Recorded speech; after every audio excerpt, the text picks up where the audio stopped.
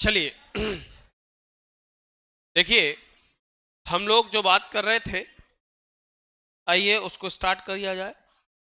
अच्छा बताओ कहां तक बात हो गई थी? Coulomb's law I think start करना है। हेडिंग डाल लीजिए, कूलम्स लॉ। जी हाँ। क्या कम कर दें? अच्छा अब ठीक है। हाँ ठीक, ओके। आइए बच्चों, इलेक्ट्रोस्टैटिक्स का सेकंड लेक्चर, कूलम्स लॉ।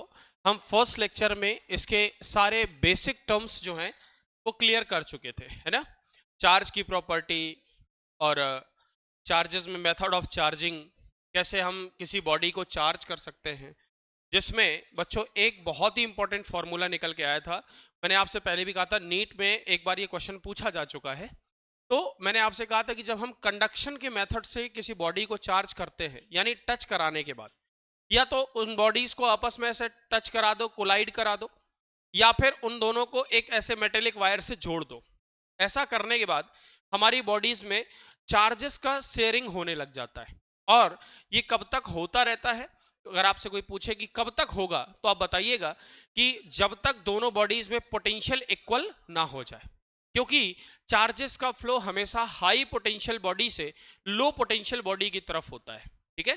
तो मैंने आपसे कहा था कि अगर मान लीजिए हमारे पास दो बॉडीज हैं और मैं इनको किसी एक मेटेलिक वायर से ऐसे जोड़ देता हूं, ठीक है।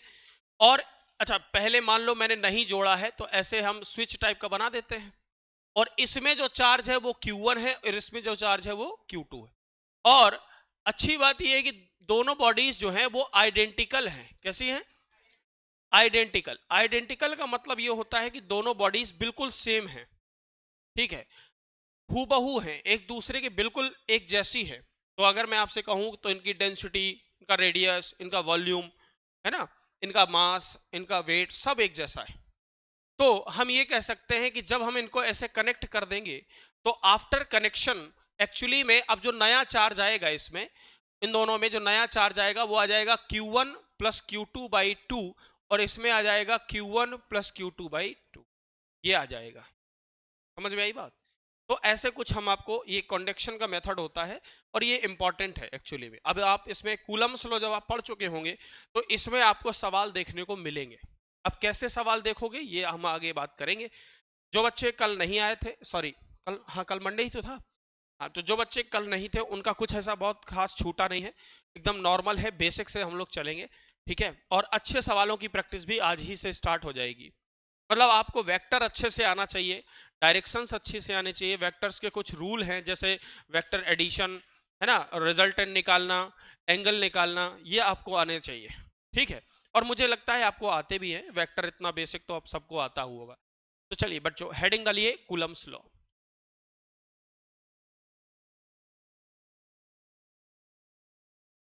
कूलम्स लॉ आप लोग हेडिंग डाल लीजिए,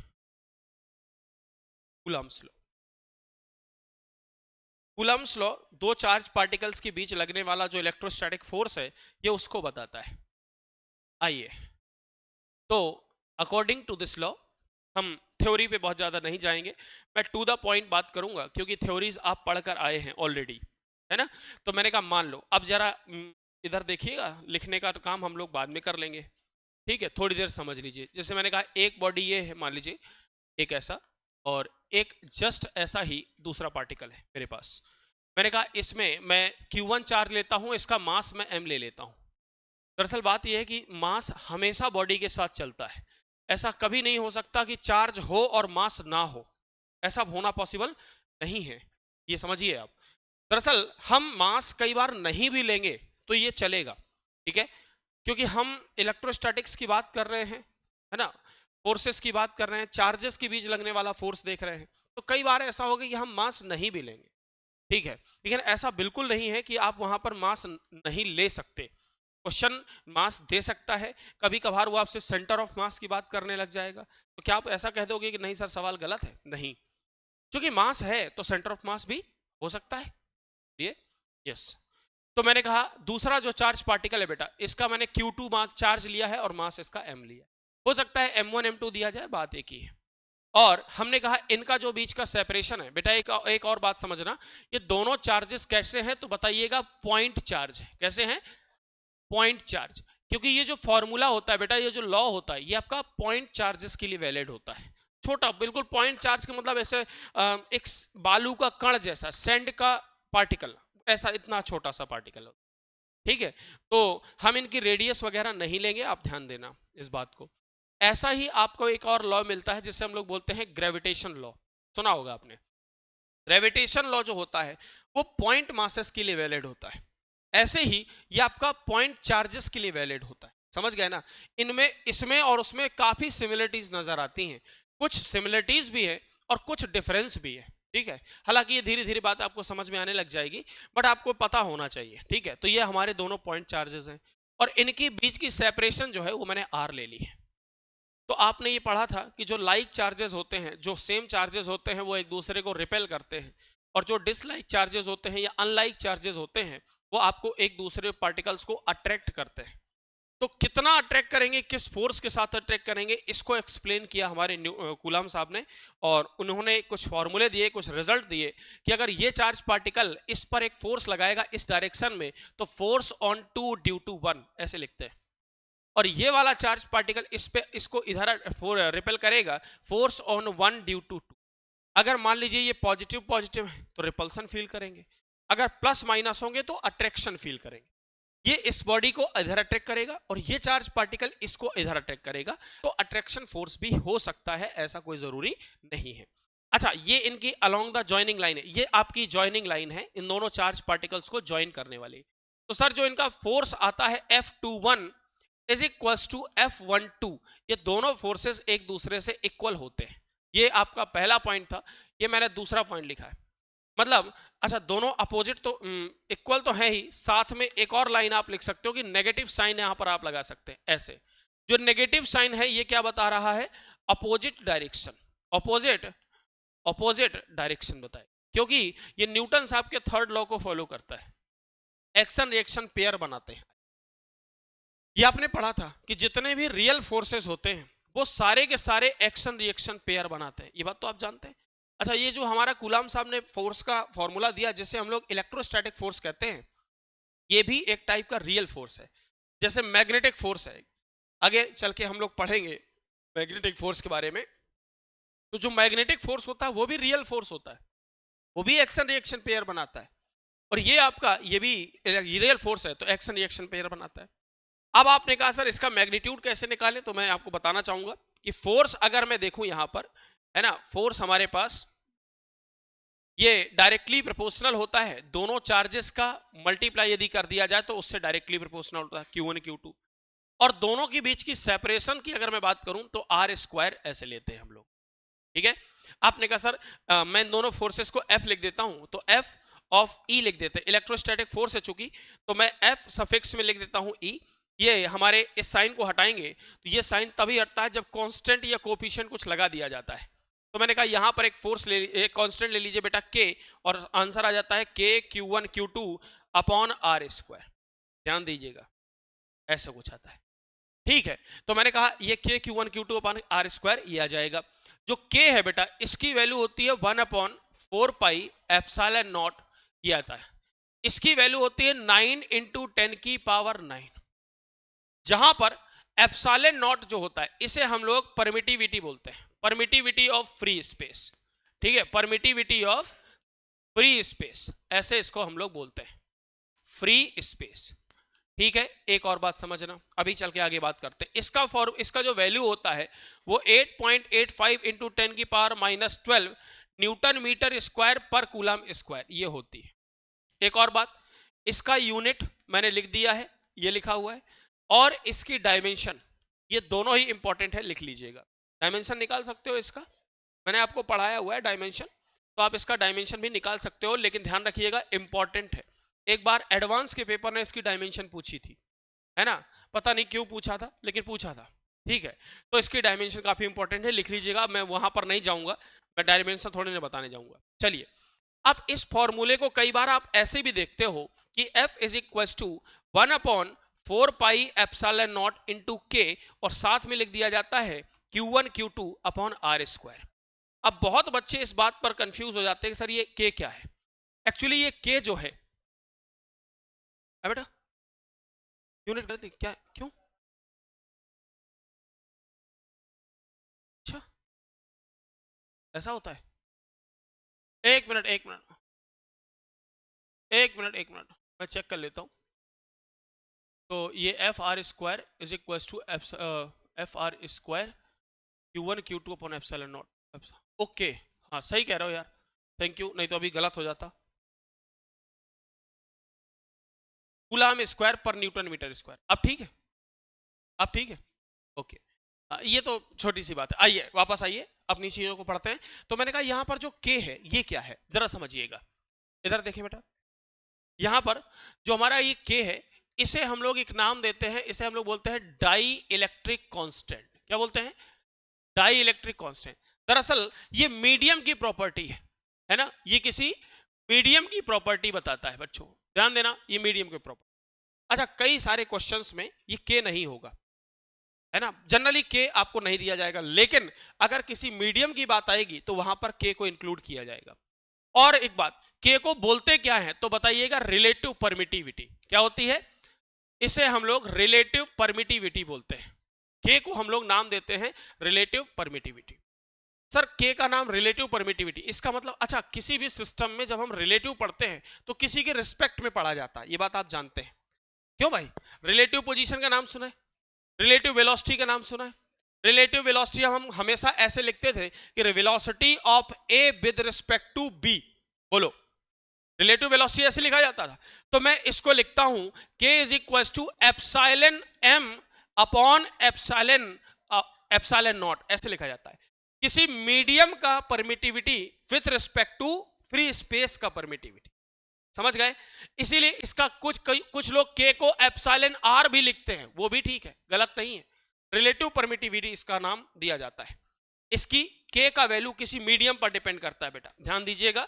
अगर मैं बात करूं, जैसे वाटर की बात करूं, एक्चुअली ये फिक्स है, वाटर के लिए के का वैल्यू होता है 81, सुना होगा आपने, है ना। मेटल्स के लिए, फॉर मेटल्स के लिए के का वैल्यू इनफाइनाइट होता है, ये भी आपने सुना हो। बोलिए बोलिए, मेटल्स के लिए के का वैल्यू इनफाइनाइट। और वैक्यूम की अगर बात करूं, वैक्यूम के लिए तो के का वैल्यू क्या होता है? 1 होता है, ठीक है। वैक्यूम बोल दीजिए या फ्री स्पेस बोल दीजिए, है ना, फ्री स्पेस के लिए के का वैल्यू क्या हो जाता है? 1 हो जाता है। मेरा बताने का पर्पस सिर्फ इतना सा था कि साहब ऐसा है कि ये जो फोर्स है ये के पर किस बेस पर डिपेंड करेगा, जब आप मीडियम पर बात करोगे तो कैसे बात करेगा, ये कहीं ना कहीं इसमें मुझे बताना था, इसलिए मैंने आपको बता दिया। अब कई बार क्या होता है, जैसे मान लीजिए हमने एक चार्ज पार्टिकल रखा Q1, रफली बता रहा हूं सुनना, यहां पर एक दूसरा चार्ज पार्टिकल रखा Q2। हमने कहा जो कूलाम साहब ने हमें फोर्स बताया है, ये बहुत इंपॉर्टेंट लाइन है, मुझे नहीं पता आपको आता है नहीं आता, लेकिन फिर भी मैं बताना चाहूंगा, मैं कुछ छोड़ूंगा नहीं, भले ही आपको आता है। ये चार्ज पार्टिकल Q1, ये चार्ज पार्टिकल Q2, इन दोनों के बीच में लगने वाला फोर्स सिर्फ बताया है। हमारे कूलाम साहब ने सिर्फ इनके बीच लगने वाला फोर्स बताया है। किसी मीडियम पर जाओगे तो वहां फोर्स कितना होगा ये बताया नहीं है, ध्यान रखना। अगर आपसे कोई पूछे कि हमारे कूलाम साहब ने किस टाइप के फोर्सेस की बात की है तो बताइएगा सिर्फ और सिर्फ Q1 Q2 के बीच लगने वाला फोर्स बताया। अगर मैं इस पूरे सिस्टम को ऐसे, अब इनमें पूरे सिस्टम को उठाकर किसी मीडियम में डिप करा दूं तो क्या वहां पर फोर्स सेम होगा? नहीं, अब फोर्स बदल जाएगा, राइट। फोर्स क्यों बदल जाएगा और कितना बदल जाएगा इसकी चर्चा मैं आगे करूंगा, अभी नहीं, ठीक है। मैं बात करूंगा लेकिन ध्यान रखिएगा, है ना। तो आपको कोई आपसे पूछ ले कि अगर जो हमारे कूलाम साहब थे इन्होंने किस किस फोर्सेस की चर्चा की है, तो सिर्फ इतना बताइएगा कि Q1 Q2 के बीच में जो फोर्स लग रहा है वो सिर्फ उन पर डिपेंड करेगा।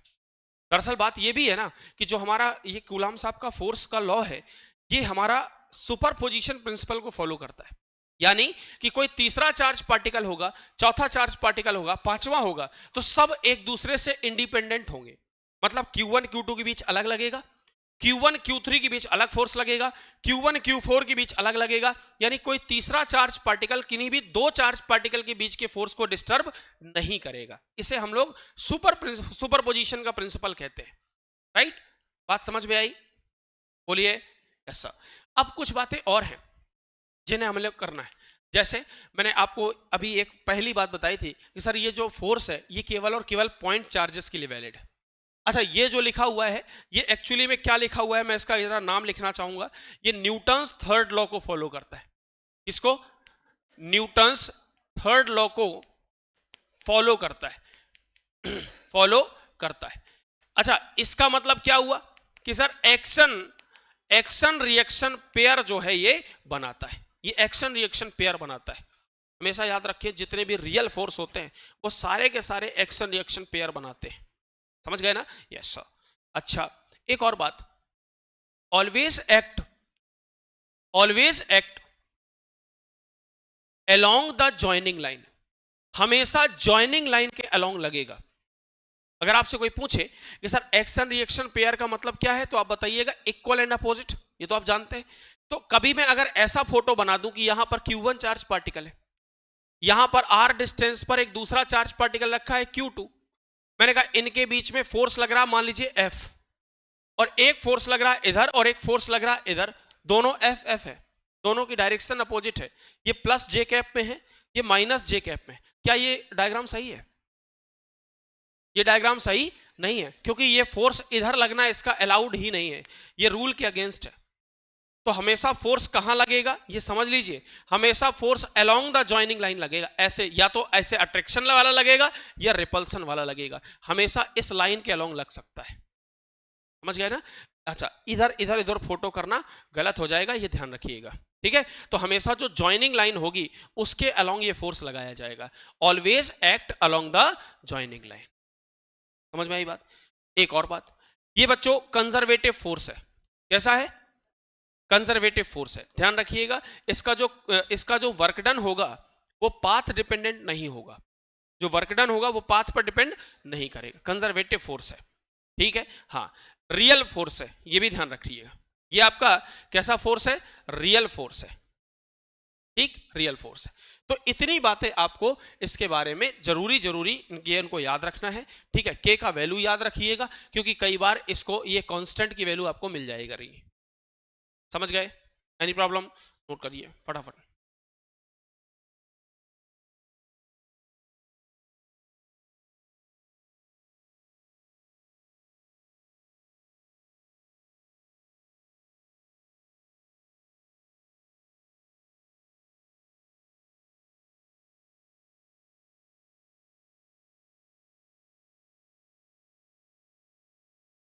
हम जब भी ये फोर्स का फॉर्मूला यूज करेंगे तो चार्ज का साइन कभी नहीं लेंगे, ठीक है? चार्जेस का साइन नहीं लिया जाएगा, क्योंकि हम सिर्फ मैग्नीट्यूड की बात करते हैं, ठीक है? क्योंकि हम साइन पहले ही ले चुके होते हैं, इसलिए हम चार्जेस का साइन नहीं लेते हैं, ठीक है? हाँ, ये थ्योरी आप पहले भी पढ़ के आए हो, तो ज्यादा मैं नहीं जाऊंगा, सिर्फ हम लोग क्वेश्चन पर बात करेंगे। सवाल जरूरी है करने, इसमें आप बहुत समय नहीं लेंगे, फटाफट नोट कर लीजिए जल्दी से। एक बेटा वेक्टर इसके बाद बताऊंगा।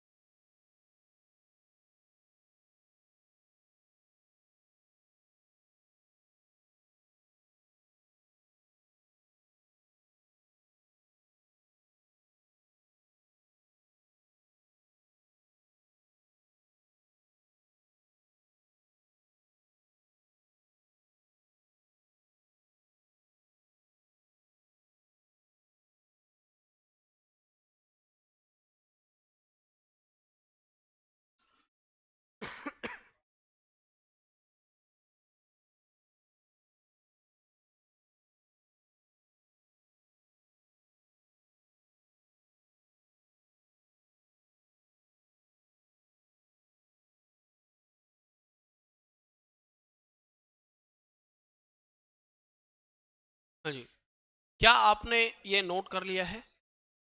जल्दी करें।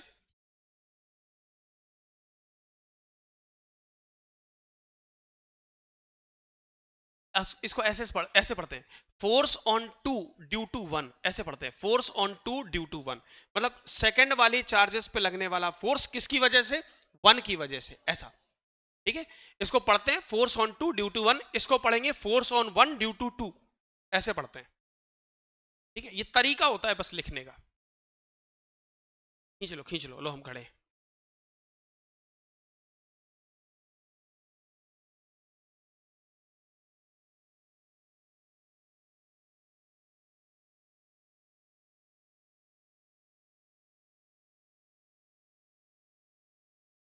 अच्छा, इस के में कंफ्यूज नहीं होइएगा, ठीक है। के को हम लोग रिलेटिव परमिटिविटी बोलते हैं।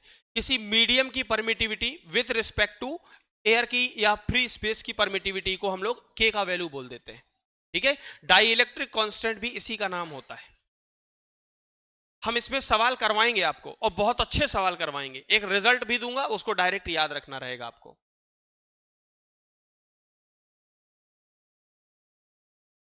अब्दुल सर बाहर खड़े होके पढ़ा रहे हैं क्या?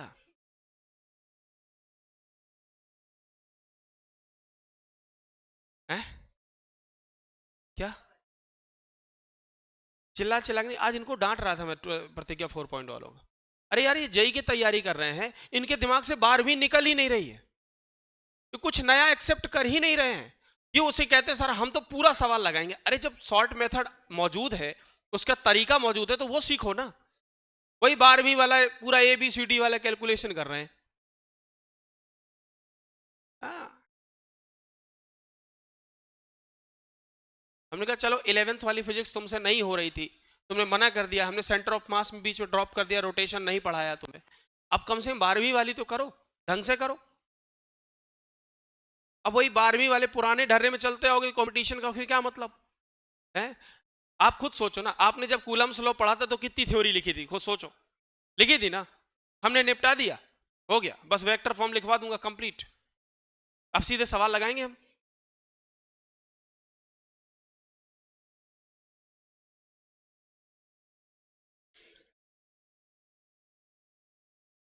है? हमारे लिए तो काम आएगा। नहीं, तुम वो ले लेना एक क्वेश्चन बैंक, रट डालना। अच्छा, नेक्स्ट स्लाइड। आइए बच्चों,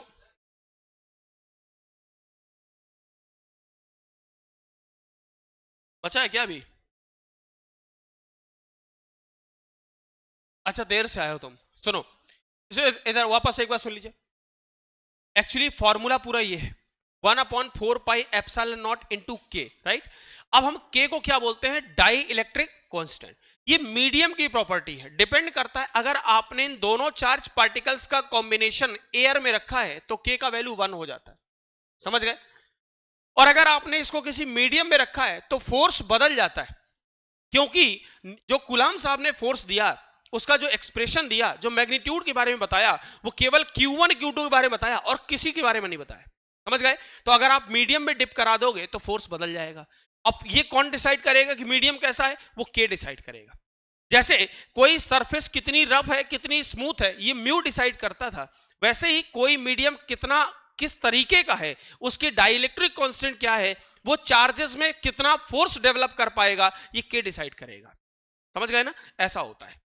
तो ये जो के है, इसे मीडियम की प्रॉपर्टी बोला जाता है। इसे हम लोग रिलेटिव परमिटिविटी भी बोलते हैं, मतलब किसी मीडियम की परमिटिविटी अपॉन किसी हमारे एयर का या फ्री स्पेस का परमिटिविटी, दोनों को डिवाइड करा दिए तो एप्सिलॉन आर बनता है।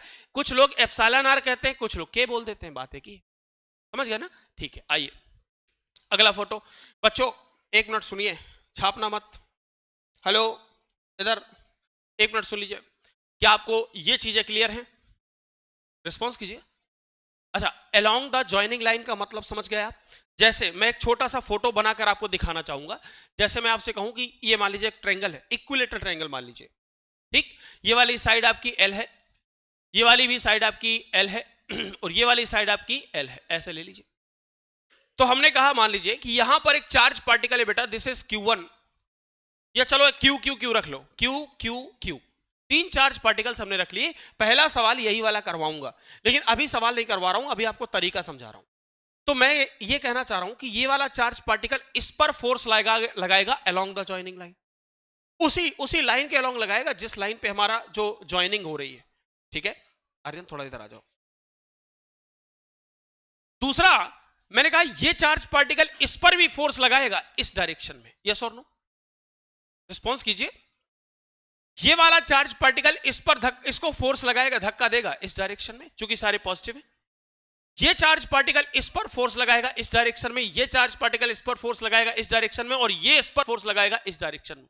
यानी सारे चार्ज पार्टिकल एक दूसरे पर फोर्स लगा रहे हो। डिपेंड ये करेगा कि हमसे कौन सा पूछा गया है, और हमसे जो पूछा जाएगा हम सिर्फ उसी की बात करेंगे, हम सबकी बात नहीं करेंगे। अच्छा एक और बात बताइए, अगर मैं इसको एक पूरा सिस्टम कंसीडर कर लूं, बच्चों सुन लो, अगर मैं इसको एक पूरा सिस्टम मान लूं, ये मैं पूरा सिस्टम मान लेता हूं। याद करो कोलिजन में मैंने आपको ऐसा ही कुछ बताया था कि हम हर एक पार्टिकल का मोमेंटम देखें, इंडिविजुअल पार्टिकल का मोमेंटम देखें तो चेंज हो रहा होता है, बट पूरे सिस्टम का मोमेंटम देखें तो कोई चेंज नहीं हो रहा होता। याद आया? तो हम अगर यहां पर देखें तो हर एक पार्टिकल एक दूसरे का फोर्स एक्सपीरियंस कर रहा है, बट अगर इस पूरे को सिस्टम मान लिया जाए तो यहां पर F एक्सटर्नल जो है बेटा वो कैसा है? 0, यानी कोई भी एक्सटर्नल फोर्स मौजूद नहीं है। यहां पर सिर्फ और सिर्फ इंटरनल फोर्सेस हैं, क्योंकि ये पार्टिकल और इस पार्टिकल के बीच लगने वाला फोर्स इनका इंटरनल मामला है, राइट? ये इनका इंटरनल फोर्स है। इस चार्ज पार्टिकल का और इसका बीच का लगने वाला फोर्स इनका इंटरनल मामला है, राइट? इनका भी देखा जाए तो इंटरनल है, यानी यहां पर कोई भी एक्सटर्नल फोर्स मौजूद नहीं है। Are you getting my point? Yes, ठीक है। तो always act along the joining line, ये ध्यान रखिएगा, हमेशा जॉइनिंग लाइन के अलोंग काम करेगा। एक और बात, charges should at rest for correct result. अगर आपको अच्छा रिजल्ट चाहिए, सही रिजल्ट चाहिए इस फॉर्मेट में, तो चार्जेस का रेस्ट में होना जरूरी है। अगर चार्ज पार्टिकल मूवमेंट कर रहे होंगे तो कहीं ना कहीं, अच्छा, या तो कांस्टेंट वेलोसिटी से मूव करेंगे या एक्सेलरेटेड मोशन करेंगे, तो वहां पर मैग्नेटिक फील्ड का जन्म होने लग जाता है। ठीक है, कल बताया था मैंने। तो चार्जेस यहां पर रेस्ट में देखे जाएंगे, उसी बेस पर हम लोग इसको पढ़ेंगे। ठीक है, कभी कभार ऐसा भी होगा कि हम चार्जेस को मूव करते हुए भी देखेंगे, तो वहां पर मैं इलेक्ट्रिक फील्ड में ये चर्चाएं करूंगा, अभी नहीं। समझ गए? तो अगर मुझे फोर्स का करेक्ट रिजल्ट लेना है तो मुझे ये देखना पड़ेगा कि चार्जेस हमारी रेस्ट में है या नहीं। ठीक है, अगर हमारे सारे चार्ज पार्टिकल, सारे जितने भी आवेश के कण हैं, अगर वो रेस्ट पर होंगे, स्थिर अवस्था में होंगे, तो मैं ये मानूंगा कि मुझे एकदम करेक्ट रिजल्ट यहां पर मिलेगा। एक छोटी सी बात और पढ़ लीजिए, वेक्टर फॉर्म। कभी कभार चूंकि फोर्स एक वेक्टर क्वांटिटी है, तो कई बार वेक्टर फॉर्म से सवाल बन जाते हैं। वो पोजीशन वेक्टर में आपके साथ खेलने लग जाएगा। तो पोजीशन वेक्टर एक बार देख लीजिए, वेक्टर फॉर्म समझ लीजिए। मैंने कहा F vector is equal to, answer दीजिएगा 1/4 पाई एप्सिलॉन नॉट। अच्छा, चाहो तो के लिखो और चाहो तो ना लिखो।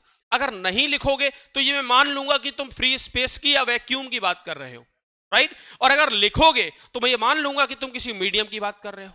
समझ में आई बात? बोलिए। तो अगर मैं एयर की बात कर रहा हूं तो मैं यहां पर अभी इग्नोर कर दे रहा हूं इसको। देखो बेटा, 4 पाई एप्सिलॉन नॉट, मैंने के नहीं लिखा। बोलिए, हमने यहां पर के नहीं लिखा, तो आप ये मानोगे कि हम किसकी बात कर रहे हैं? एयर की या वैक्यूम की बात कर रहे हैं। ठीक है सर।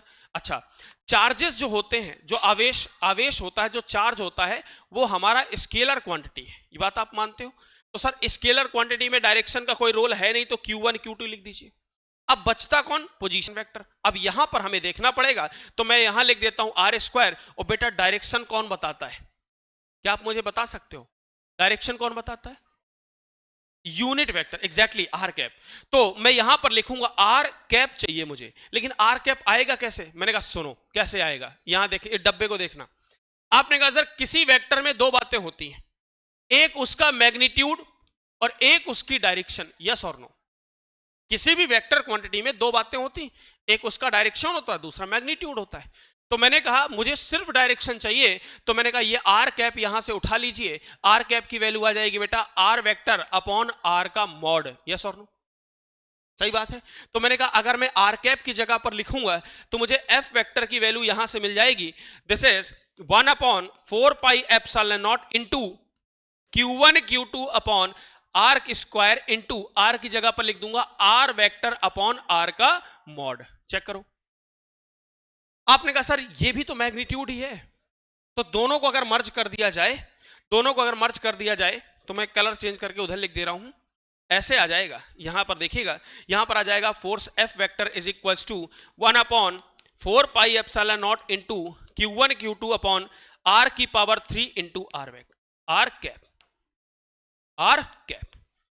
क्या मेरी बात समझ में आई आपको? This is the vector form of electrostatic force. ये हमारे कुलंबियन फोर्स का, इसे कुलंबियन फोर्स भी कहा जाता है, कुलंबियन फोर्स का वेक्टर फॉर्म होता है। अच्छा, मुझे ये लगता है कि ये निकालना आप जानते हैं, ये निकालना आप जानते हैं। किसी भी वेक्टर का अगर आपको यूनिट वेक्टर बनाना है तो उसके मैग्नीट्यूड, उसके उस वेक्टर में उसी के मैग्नीट्यूड से डिवाइड कर दो, ये आप आर कैप बन जाएगा। बोलिए, तो आर कैप इजीली आप निकाल सकते हो। लेकिन इस पर सवाल बनने की प्रोबेबिलिटी 0 है। बहुत ही रेयर होता है जिसमें कोई क्वेश्चन बन जाए। हो सकता है वो कभी आपको ऐसा कह दे कि ये दो चार्ज पार्टिकल हमने कहीं किसी पोजीशन में नहीं रखे, किसी स्पेस में रख दिए, और उनके बीच का कुछ ऐसा दे देगा कि मान लीजिए एक का कोऑर्डिनेट 1,2,3 है, दूसरे वाले चार्ज पार्टिकल के कोऑर्डिनेट 4,5,6 है। अब बताइए, तो हमें क्या करना है यार? दोनों का पोजीशन वेक्टर बना लो। क्या आप आई कैप, जे कैप, के कैप में पोजीशन वेक्टर बनाना जानते हैं? वेक्टर में सिखाया था हमने। पोजीशन वेक्टर कैसे निकालते हो? Final minus initial. तो फाइनल वाले को आई कैप, जे कैप, के कैप के फॉर्मेट में बदल लो, इनिशियल वाले को आई कैप, जे कैप, के कैप के फॉर्मेट में बदल लो, और दोनों को माइनस कर दो, आर मिल जाएगा। राइट, पोजीशन मिल जाएगी, और पोजीशन मिल जाएगी तो उठा के फॉर्मूले को अप्लाई करिएगा, आपका आंसर आ जाएगा। क्लियर हुआ? बोलना पड़ेगा, नोट करिए इसको भी। सभी लोग इसका इंफॉर्मेशन नोट कीजिए।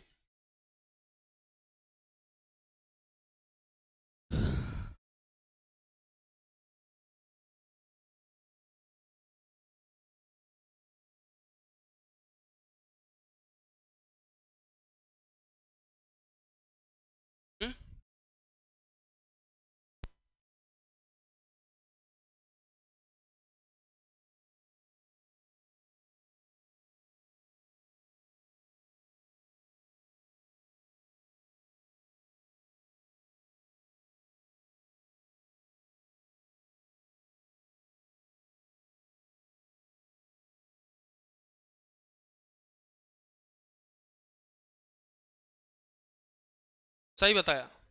ये यहां कैप नहीं होगा, यहां वेक्टर होगा, क्योंकि हम यहां वेक्टर में बदल चुके हैं ना इसको। ठीक है, ठीक है, सॉरी। लिखिए लिखिए।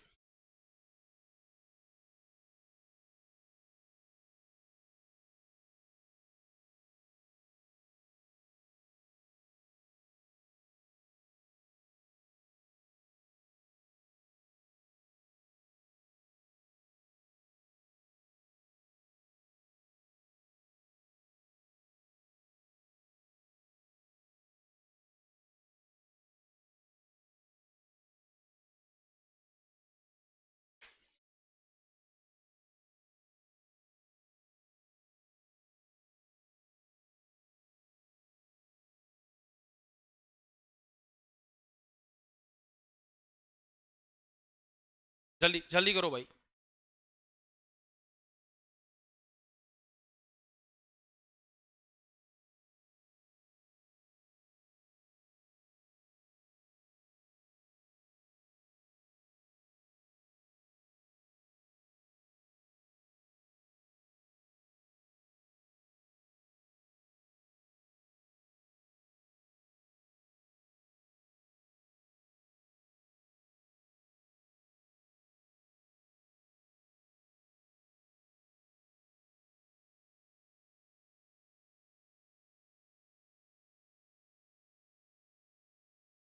लिखने की गति थोड़ा सा बढ़ाइए।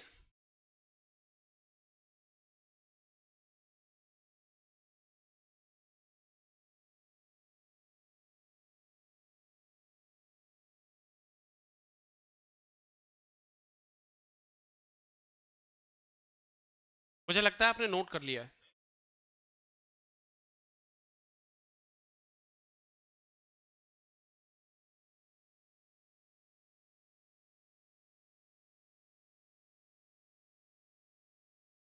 तो हमें लगता है आप सीधे क्वेश्चन पर चला जाए। अब मैं आपको बच्चों वाले सवाल तो दूंगा नहीं कि एक 2 कूलम का फोर्स है, दूसरा 3 कूलम का फोर्स है, बीच की सेपरेशन ये है, फोर्स बताइए। हैं? ये तो तुम्हें आता है, 12वीं की फिजिक्स अच्छी है तुम्हारी, ये तो देखा है हमने, है ना। अब ये इलेक्ट्रोस्टैटिक की मिड में पता चलेगा। हाँ, कितनी बढ़िया है ये, बीचों बीच पता चलेगा। अभी तो शुरू किया है मैंने।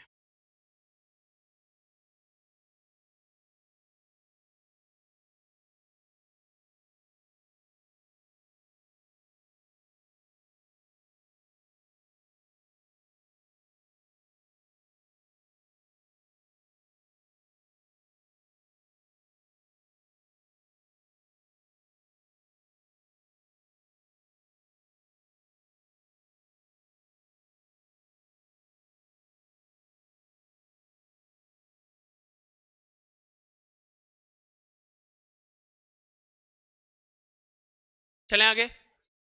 अरे जल्दी करो भाई, ऐसा क्या लिख दिया हमने? बस इससे ज्यादा समय नहीं दे पाएंगे। क्यों? इधर पीछे नोट हो गया तुम लोग का? तिवारी नोट कर लिया? संजीव चलो सवाल लिखिए। देखिए, a charge particle divided into two parts. देखिए, a charge particle capital Q, a charge particle capital Q, a charge particle capital Q divided into two parts and placed, a charge particle capital Q divided into two parts and placed at a certain separation, and placed at a certain separation, and placed at a certain separation। एक बार फिर से बोल दे रहा हूं, match करवा लीजिए। अ charge particle capital Q divided into two parts and placed at a certain separation, then find the value of find the value of find the value of small q, जो कि हटाया गया है उसमें से। find the value of small q so that the force will be maximum। ऐसे लिख लीजिएगा। इधर देखो बेटा कि एक चार्ज पार्टिकल कैपिटल Q है, इसमें से हमने Q को निकाल दिया, ऐसे Q चार्ज पार्टिकल को बाहर निकाल दिया। तो मैं इसकी मैग्नीट्यूड पूछ रहा हूं, इसका वैल्यू पूछ रहा हूं, so that force will be maximum. दोनों के बीच का लगने वाला जो फोर्स है वो मैक्सिमम हो जाए। तो बताइए क्या वैल्यू होनी चाहिए? क्या आंसर आ गया? सॉल्व किया किसी ने? हाँ बिल्कुल। तो आप सोच पाएंगे कि सर अगर हमने कैपिटल Q, जरा देखिए, एक यहां पर एक कैपिटल Q का यहां पर हमारे पास चार्ज पार्टिकल है, इसमें से हमने Q को बाहर निकाल दिया। तो अब जो बचेगा बेटा उसमें चार्ज कितना रह जाएगा बताओ? आपने कहा इसमें रह गया capital Q minus small q, और जो दूसरा चार्ज लिखा बचेगा बेटा उसमें हो जाएगा Q। इनको सर्टेन डिस्टेंस मैंने D पर रख दिया है। बोलो भाई, अब इनके बीच लगने वाला जो फोर्स है वो मैक्सिमम है। कैसा है? इनके बीच जो फोर्स लग रहा है वो कैसा है? मैक्सिमम। तो मुझे बताओ, पहले तो ये बताओ फोर्स कितना लग रहा है। तो आपने कहा sir F is equal to K capital Q minus small q into Q upon D square. क्या यही फोर्स लगेगा? देख लीजिए, यही तो फोर्स लगेगा। तो मैंने कहा थोड़ा सा सॉल्व कर लो, तो F इज इक्वल टू इसका अंदर मल्टीप्लाई कर दो। जैसे अंदर मल्टीप्लाई करो तो K capital Q into small q minus का Q square upon D square, यही तो आएगा। सर ये आ गया फोर्स।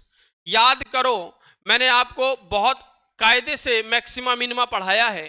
तो आप कहेंगे कि सर, इधर सुनिएगा मेरी बात को, आप कहेंगे कि सर अगर हमें इस फोर्स को मैक्सिमम बनाना है तो इसका फर्स्ट डेरिवेटिव जीरो करना पड़ेगा। इसका एक बार डिफरेंशिएशन करके जीरो कर दो। क्या तुम्हें याद है? बताना तो नहीं पड़ेगा, कर सकते हो? ठीक है, तो मैं ऐसे कहता हूं कि force for F to B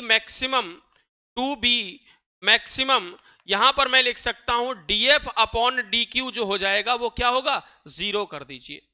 आपने कहा सर अगर ऐसा करना है तो मैं यहां कर रहा हूं, एक्चुअली मैं क्या करूंगा, D upon D Q, force की वैल्यू उठाकर रख दीजिए के, अच्छा के कांस्टेंट है बाहर कर दो, डी स्क्वायर भी कांस्टेंट है बाहर कर दो, बचा क्या, capital Q into small Q minus का Q square is equal to 0, ये इधर चला गया तो 0 हो गया, बोलिए।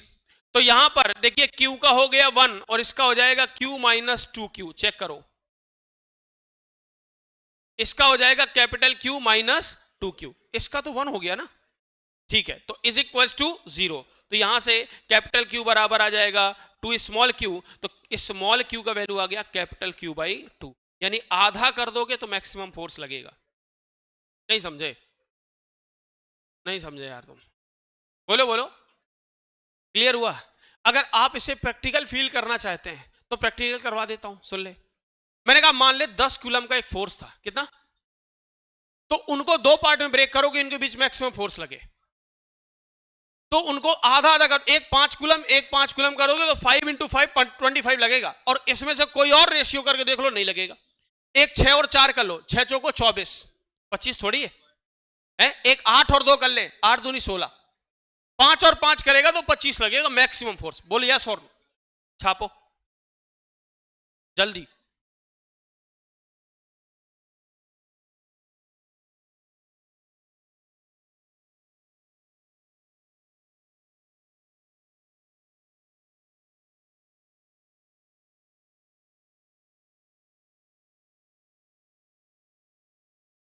नोट कीजिए,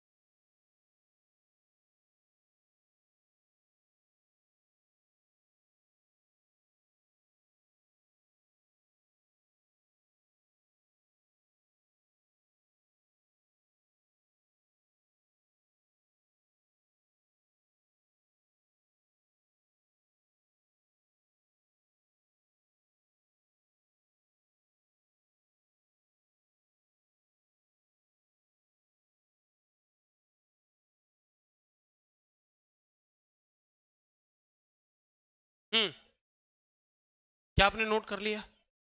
जल्दी बोलिए, ए बेटा जल्दी बोलो, क्या मैं अगले क्वेश्चन पर चलूं?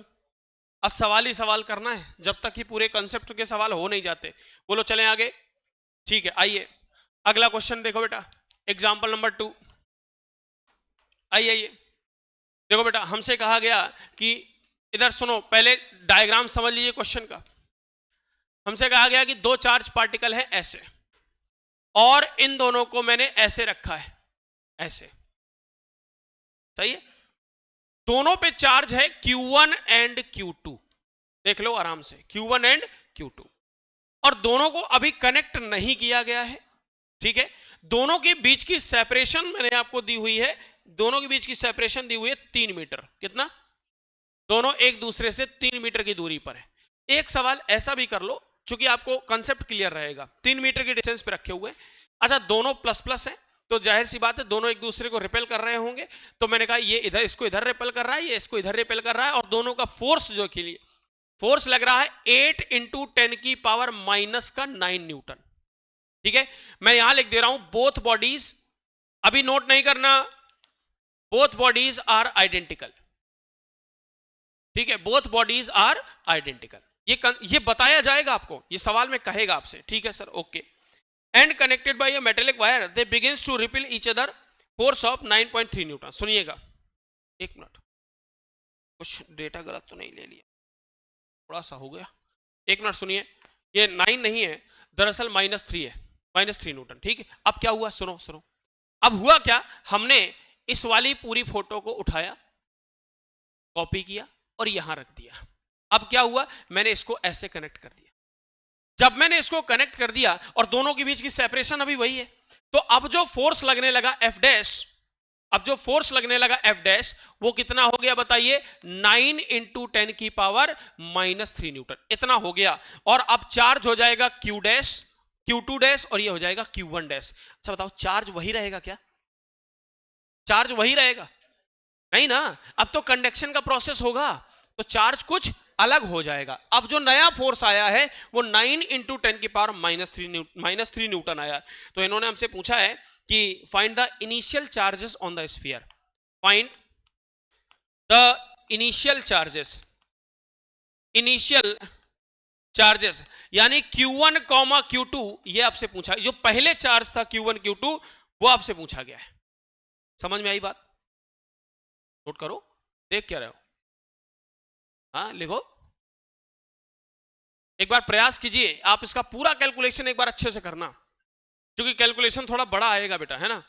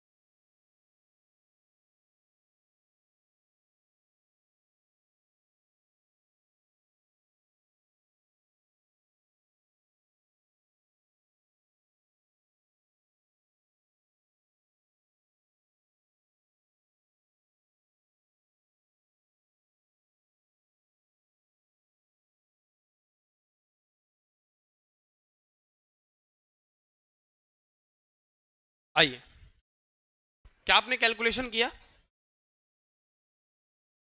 बोलिए भाई, क्या आप प्रयास कर रहे हैं? ये मत सोचना कि गलत हो जाएगा तो हम करें ही ना।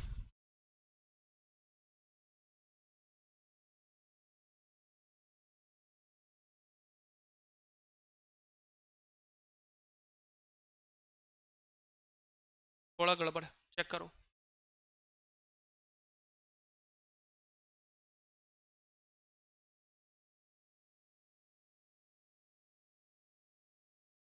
हाँ वेरी गुड, शाबाश, बिल्कुल सही जा रहे हो। स्नेहा, अभी शुरू ही किया है।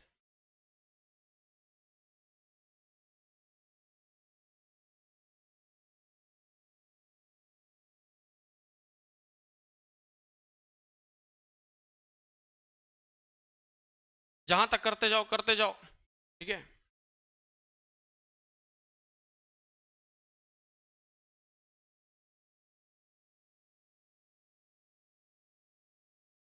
हाँ बिल्कुल, कॉन्सेप्ट सही लगाया, बस अब कैलकुलेशन सही करना है। मैथली कहाँ तक पहुंचे?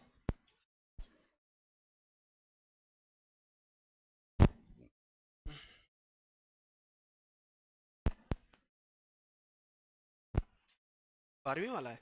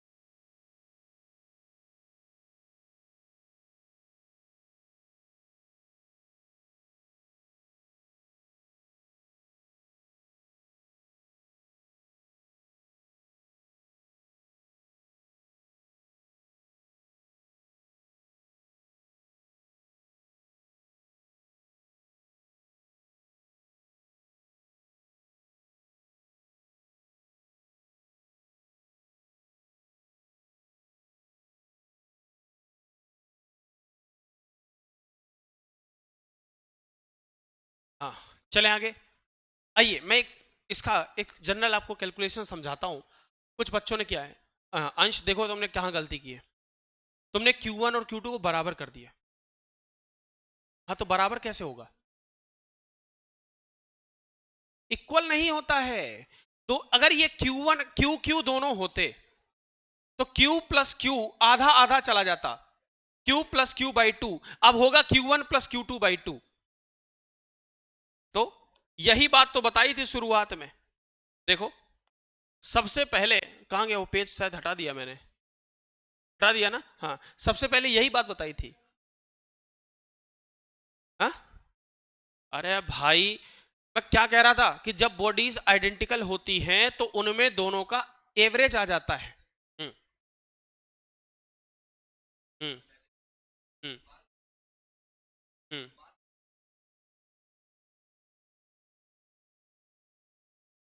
तो एक्चुअली में जो आप Q1 डैश लिख रहे हैं, मेरी बात समझिए, इन्होंने क्या किया, Q1 डैश को और Q2 डैश को इक्वल किया, यही तो कह रहा हूं मैं। तो इक्वल, अच्छा इक्वल करने के बाद तुमने कोई वैल्यू रखी है, तो क्या आंसर आ रहा है? नहीं तो फिर कैलकुलेशन कहीं गड़बड़ हुआ है। बराबर ही होगा, बराबर ही होगा। बट क्या लिखोगे वो सुनिए।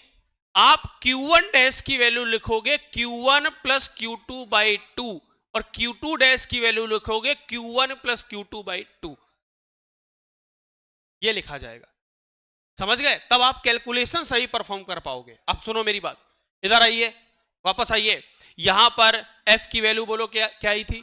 आपने कहा sir K times of Q1 Q2 by are square, यही तो लिखते हो। तो यहां पर एक इक्वेशन बन चुकी थी हमारे पास, और ये इक्वेशन मैं ऐसे लिख देता हूं बेटा, F की वैल्यू यहां से उठाकर रख दो, 8 इंटू 10 की पावर माइनस 3 रख सकते हो? बोले भाई ठीक है। तो मैंने कहा एक काम करें, यहां पर 3 का स्क्वायर हमारे पास लिखा हुआ है, तो 3 का स्क्वायर कर दीजिए, ऐसे रख दीजिए। बोलो भाई रख सकते हो? आपने कहा एक काम करते हैं, इस 3 के स्क्वायर को मैं डायरेक्ट 9 लिख देता हूं। और सुनो क्या क्या कर सकते हो, मैं डायरेक्ट एक ही लाइन में कैलकुलेशन करूं, कोई दिक्कत चलेगा? पक्की बात है, कन्फ्यूजिया न जाना घर जाके। ये क्या हो गया, ठीक है। हाँ एक, अब क्योंकि मैं अब सारी कैलकुलेशन को मिक्स करूं, यार कॉन्फिडेंस नहीं आ रहा मुझे, क्योंकि तुम लोग कुछ नहीं बोल रहे हो।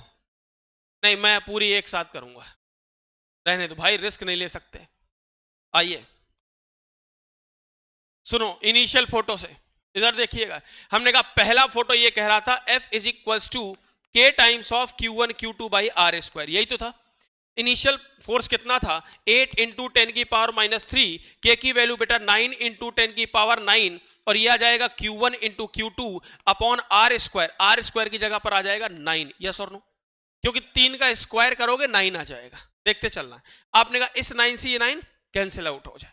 अब सुनिएगा, तो मैं यहां से अगली कैलकुलेशन आ रहा हूं, यहां पर देखिएगा। तो 8 इंटू 10 की पावर माइनस 3, ये बेटा देखो ये प्लस का 9 नीचे चला जाएगा, तो 10 की power plus 9 is equal to Q1 into Q2। Check करो, देखते चलिए। अब यहां से ऊपर जाएगा तो Q1 इंटू Q2 की वैल्यू आ जाएगी 8 इंटू 10 की पावर माइनस, और 9 और 3 12 हो जाएगा बेटा, है ना? देख लो देख लो देख लो, इक्वेशन नंबर 1। अब यहां जाओ, इस वाली फोटो में आ जाइए। क्या मैंने आपको ये पहले क्लियर कर चुका हूं? तो Q1 डैश Q2 डैश कितना होगा, देख लो आराम से। Q1 डैश का वैल्यू कितना आएगा? Q1 प्लस Q2 बाई 2, और Q2 डैश की वैल्यू आएगी Q1 प्लस Q2 बाई 2। दोनों, जब दोनों बॉडीज आइडेंटिकल होती हैं तो दोनों में चार्ज उनका एवरेज आ जाता है, ये ध्यान रखिएगा, ठीक है। इससे क्या होगा, हालांकि अगर आप ये कह रहे हो कि दोनों में इक्वल होगा, सही बात है, बट कैलकुलेशन परफॉर्म कर लेने के लिए हमें कोई तो वैल्यू चाहिए होगी ना, नहीं तो फिर लास्ट में जब करते जाओगे लास्ट में दो इक्वेशन बनेगी। अब उन दो इक्वेशन को सॉल्व कैसे करोगे, प्रॉब्लम यहां है, समझ गए ना? हाँ, तुमने जो कैलकुलेशन परफॉर्म की है वो सही है, बट उसमें जो लास्ट में जो आंसर निकालने पहुंचे हो उसमें अंडर रूट फिर सॉल्व नहीं होगा, देखना अभी दिखाता हूं। अब सुनो सर, एक क्वेश्चन नंबर 1 हो गया। अब जरा देखिएगा, दूसरे कलर पे फोकस करना। मैंने कहा अब मैं इस वाली इक्वेशन को सॉल्व करने जा रहा हूं, देखना ध्यान से। मैंने कहा वापस लिखिए, तो आपने कहा F dash is equal to K times of Q1 dash Q2 dash upon R square. बोलो यस और नो, बोलिए। तो अब हम इसको लिख रहे हैं। अच्छा बताओ एफ डैश की वैल्यू कितनी, 9 इंटू 10 की पावर -3। यहां बोलो के की वैल्यू 9 इंटू 10 की पावर 9। क्या मैं इसको डायरेक्टली ऐसे लिख दूं, ऐसे लिख दूं चलेगा? बोलिए बोलिए, ऐसे लिख दूं चलेगा? अरे भाई Q1 Q2 लिखना है और दोनों इक्वल है, तो Q1 प्लस Q2 का Q1 plus Q2 by 2 into Q1 plus Q2 by 2, तो दोनों का स्क्वायर कर दिया जाए, क्या दिक्कत है? ठीक है sir, upon R square, R की जगह पर आर का स्क्वायर करोगे तो 9 आ जाएगा। बोलो भाई सही लिखा है? अब एक काम करो 9 को यहां भेज दो, भेज दिया। मैं डायरेक्ट काट नहीं रहा हूं, मैं चाहूं तो काट भी सकता था लेकिन अभी नहीं काट रहा हूं। अब इससे इसको काट दिया जाएगा है? हाँ अब सुनो, मैं प्रोसेस पूरा ही कर रहा हूं, कुछ छोड़ नहीं रहा। हाँ तो देखो जरा, 9 इंटू 10 की पावर -3 इज इक्वल टू, अच्छा एक और बात थोड़ा सा दिमाग में आ रहा है, इसको नीचे ले जाऊं फिर ऊपर ले जाऊं, तो क्या ये डायरेक्ट 10 की पावर -9 हो जाएगा? अब मैं इसको लिख सकता हूं Q1 प्लस Q2 का होल स्क्वायर अपॉन 4। सही है, देख लो। अच्छा अब बताना, तो मैं इसको 4 को यहां ले आऊंगा, अगला पेज, क्या ये 36 इंटू 10 की पावर -12 हो गया? आइए देखिए, ये 4 इधर आएगा तो 9 से 4 को मल्टीप्लाई करोगे तो कितना हो जाएगा? 36 इंटू 10 की पावर -12। अब यहां आ जाइए, तो ये क्वेश्चन हो गया Q1 प्लस Q2 का होल स्क्वायर। सही है, अब इसके आगे सॉल्व नहीं होगा। अरे हाँ हो सकता है, तो Q1 प्लस Q2 का वैल्यू आ जाएगा 6 इंटू 10 की पावर -6। अब बताइए, ये इक्वेशन नंबर बनी 2। भाई रूट ले लिया हमने, स्क्वायर हटेगा रूट लग जाएगा, तो 36 को लिख सकता हूं 6, और पावर में 1/2 होता है, तो 10 की पावर -12 जो होगा वो 10 की पावर -6 बन जाएगा। अब बताइए, बोलिए बोलिए। दिमाग लगाने वाली बात यह कि मेरे पास Q1 प्लस Q2 है, मेरे पास Q1 इंटू Q2 है, मेरे पास अगर Q1 माइनस Q2 आ गया तो दोनों इक्वेशन को सॉल्व कर दूंगा, आंसर आ जाएगा। एक फॉर्मूला होता है भाई, क्या होता है फॉर्मूला? सुनो मेरी बात, Q1 माइनस Q2 का whole square is equal to Q1 plus Q2 का होल स्क्वायर माइनस का 4 Q1 Q2।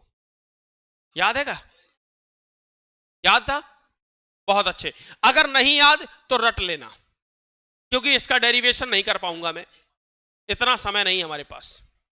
ठीक है, ये फॉर्मूला होता है। अब मुझे बताओ, क्या Q1 प्लस Q2 मौजूद है? बोलो बोलो, क्या 4 टाइम्स ऑफ Q1 Q2 मौजूद है? क्या मैं इससे Q1 माइनस Q2 निकाल सकता हूं? और जैसे आएगा तुरंत हमारे एक इक्वेशन ये तैयार, दूसरी यहां से आ जाएगी, चट से आंसर आएगा। बोलो, मैंने कहा कर देते हैं। सुनो मेरी बात, तो Q1 माइनस Q2 का होल स्क्वायर बराबर, बेटा इधर देख, Q1 प्लस Q2, क्या मैं इसको वापस से 36 इंटू 10 की पावर -12 लिख सकता हूं?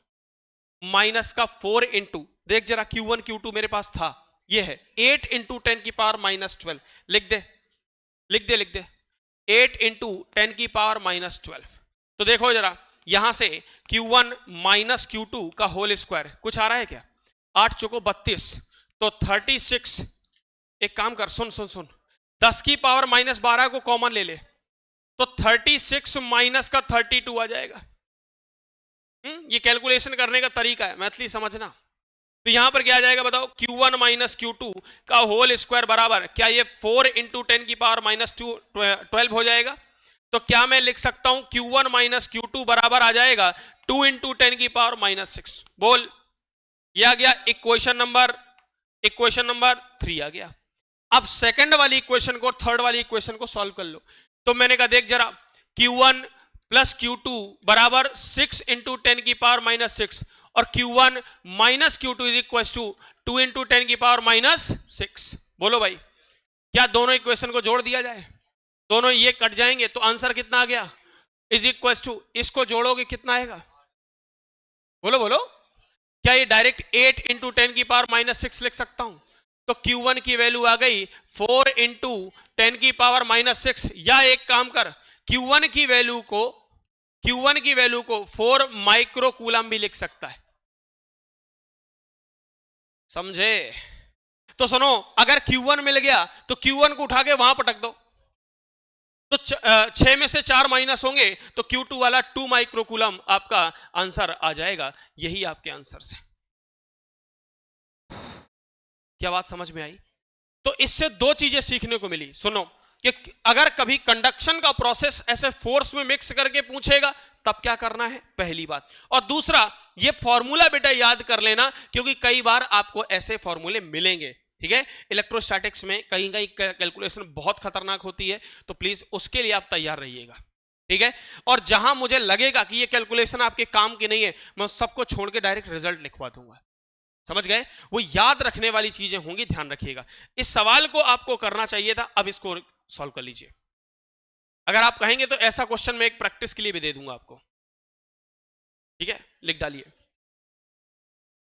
अच्छा, कितने बच्चों ने लगभग आधी कैलकुलेशन कर ली थी? हाँ, वेरी गुड। जिन्हें कॉन्सेप्ट तो सही लगाया था, कुछ लोगों को देखा मैंने कॉन्सेप्ट सही लगा था। कॉन्सेप्ट तुम्हारा सही था, बस कैलकुलेशन में फिर जब तुम Q1 प्लस Q2 करने पहुंचोगे तब दिक्कत होगी। लिखो लिखो।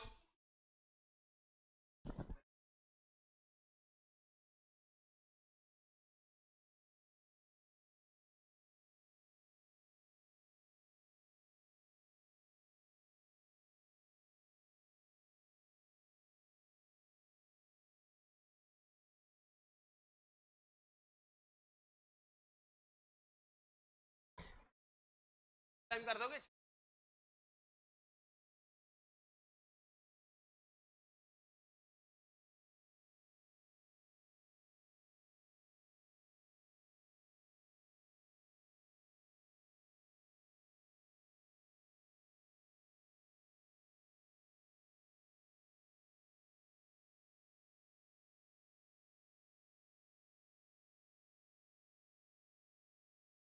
मैं लिखवा दूंगा, या फिर ऐसा उसको एक पेपर में लिख के प्रिंट।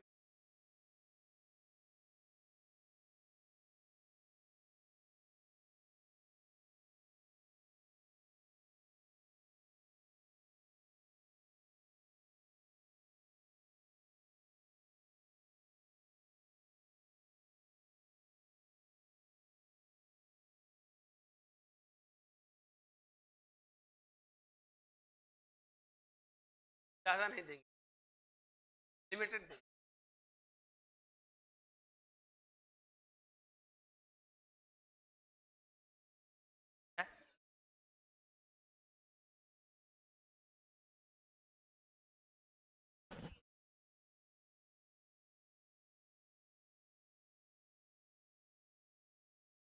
ऐसे देखो,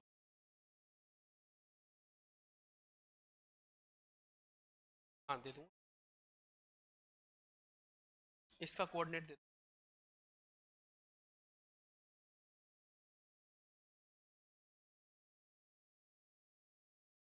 ये देख, ये देख,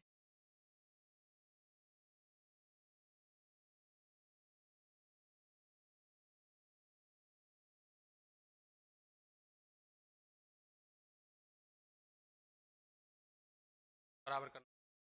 इसीलिए तो सिर्फ आइडेंटिकल बता रहे हैं, इनिशियल पढ़ लोगे तब समझ में।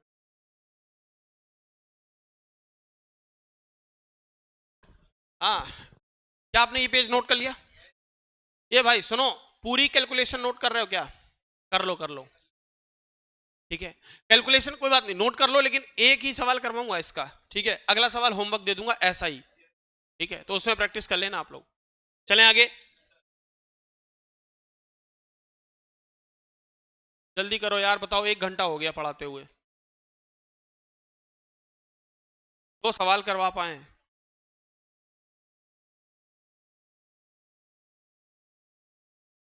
तुम ही लोग चिल्लाने लगते हो, भूख लगी, खाना खत्म हो जाएगा।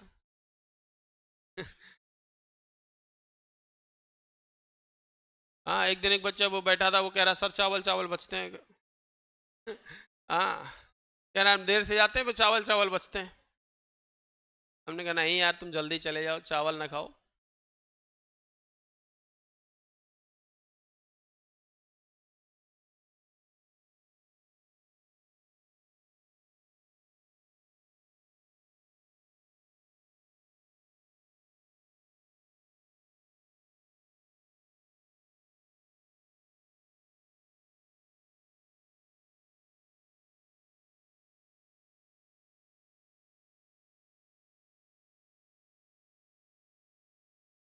हाँ जी, क्या आपने नोट कर लिया?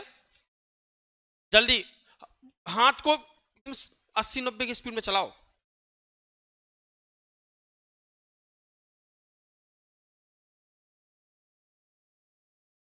हाँ, और क्या, डॉक्टर ही बनने जा रहा हो, डॉक्टर वाली राइटिंग लिख दो।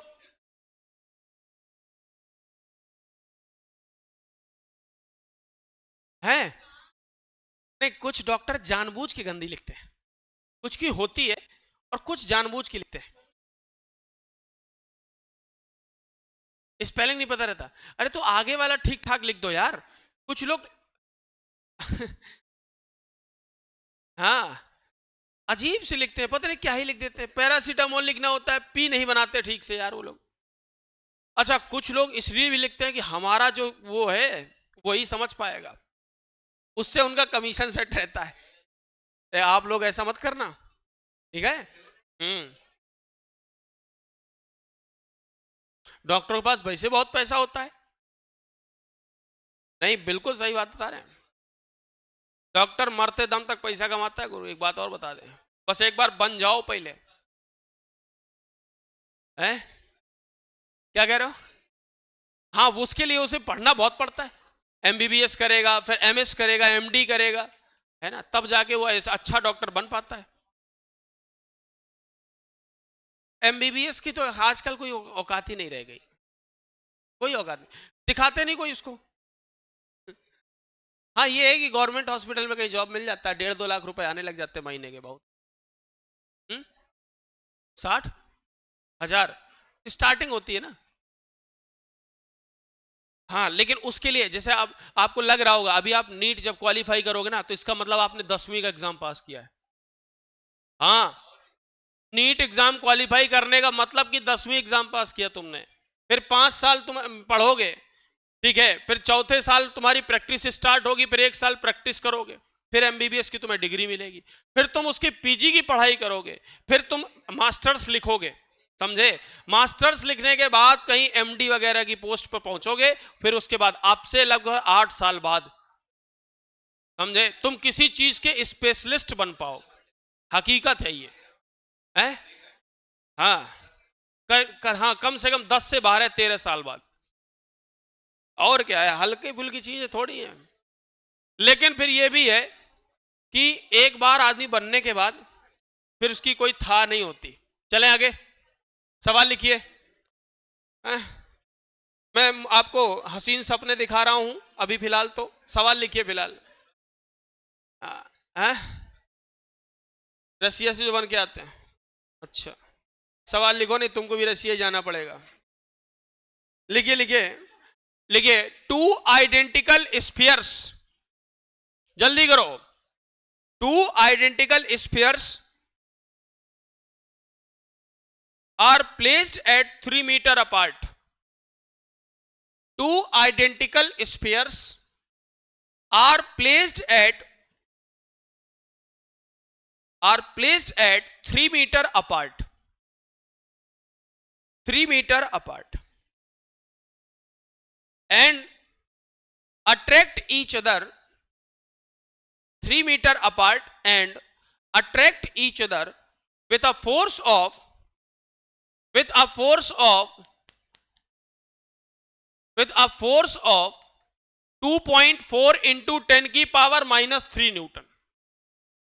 2.4 इंटू 10 की पावर -3 न्यूटन, इतने फोर्स के साथ एक दूसरे को अट्रैक्ट कर रहे हैं। ठीक है, क्लियर हुआ?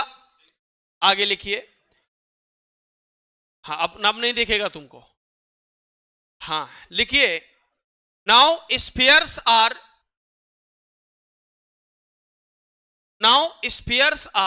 Touched. Now spheres are touched each other and again placed at original position and again placed at original position.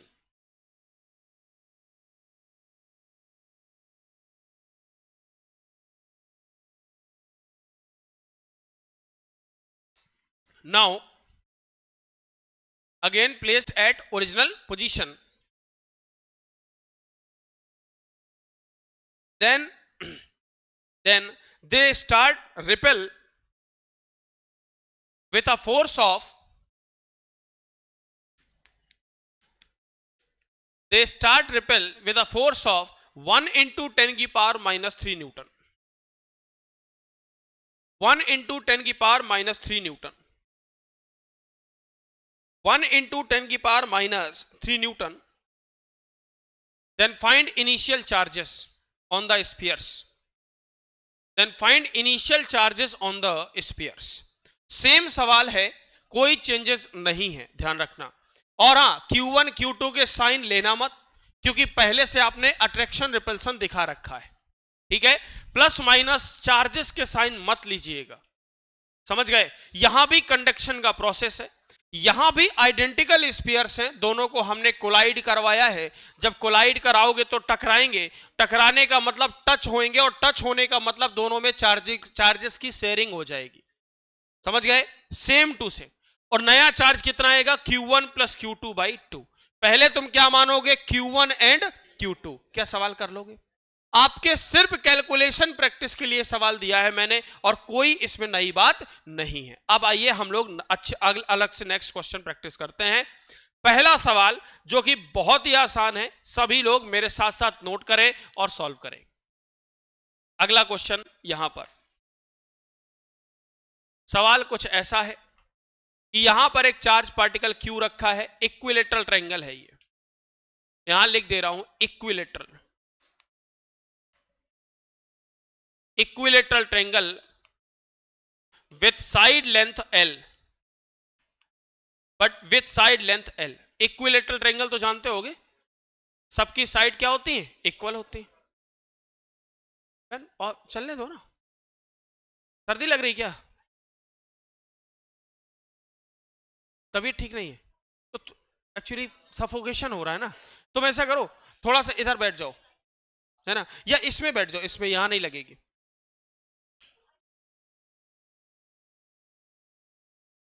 चल रहा है ये,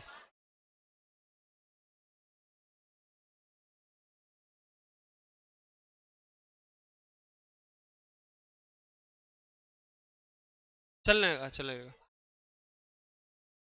चलो, ये इक्विलेटरल ट्रायंगल है, ठीक है। इसको थोड़ा सा खोल देता हूं मैं, सफोकेशन नहीं हो, गर्मी लग रही है। चलो, यहां पर चार्जेस देखिए, Q, बोलो नहीं, और यहां पर चार्ज है Q, यहां भी चार्ज है आपका Q, vertex A, vertex B and vertex C। तो मैंने आपसे पूछा है कि find force on charge Q placed at vertex C। उस चार्ज पर फोर्स बताइए जो C वर्टेक्स पर रखा गया। मैंने पहले भी कहा था कि जिस पर पूछा जाए उसी पे बताना। अगला एग्जांपल,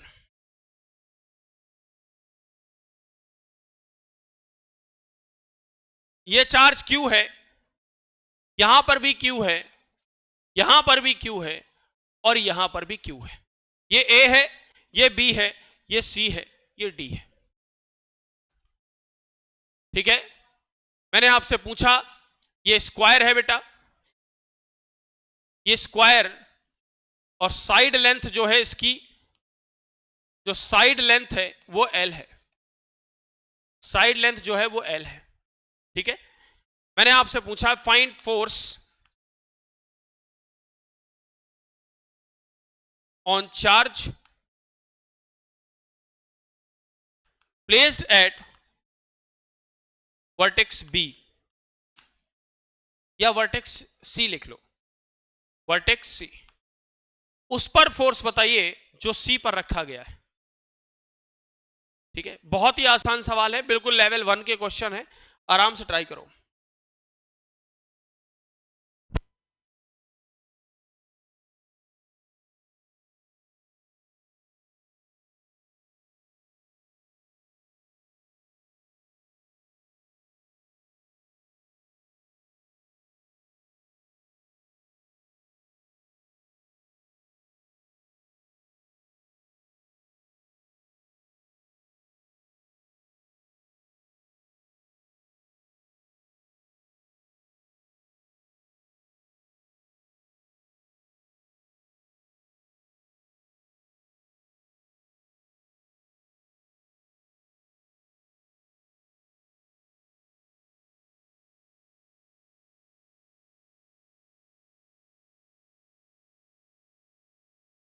चलें, लगाया आप लोगों ने?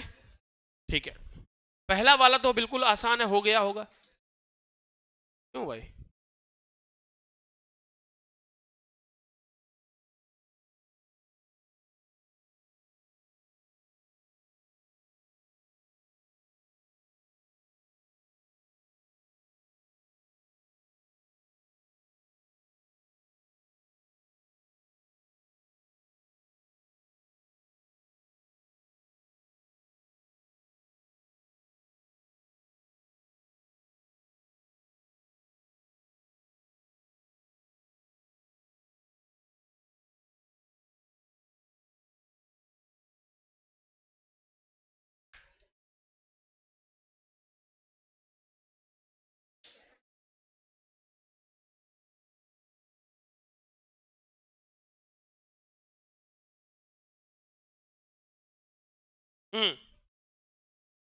चलो भाई, ये वाला सवाल बताइए,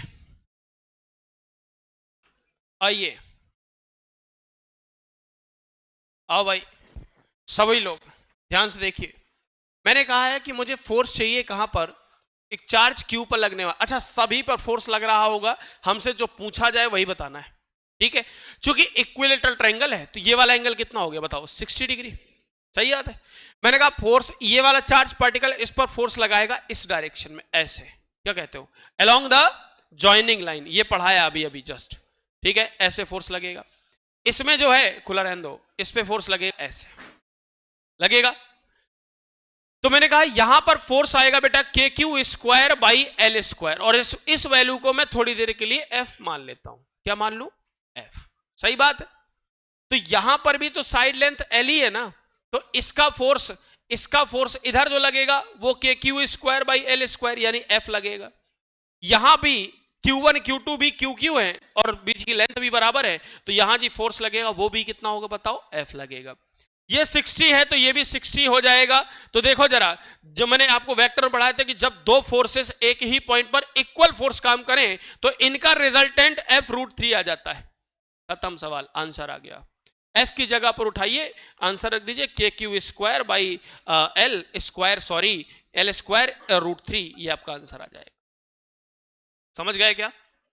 बोलिए बोलिए। तो अब यहां पर आपको, यहां पर इसको सॉल्व करना बहुत ही जरूरी होगा। ये बहुत ही शानदार सवाल। क्या आपने इसको ट्राई कर लिया? जल्दी से इसको नोट कर लो, फिर ये वाला मैं करवाता हूं।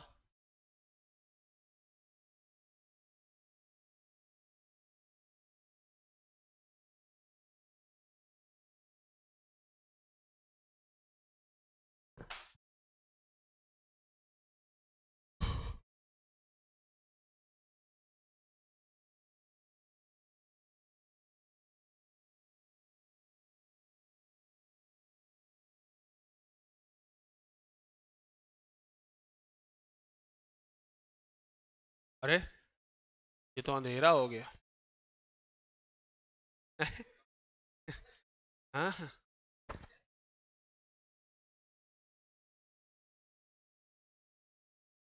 कोई बात नहीं, अपना अपना दूरभाष यंत्र जला लीजिए।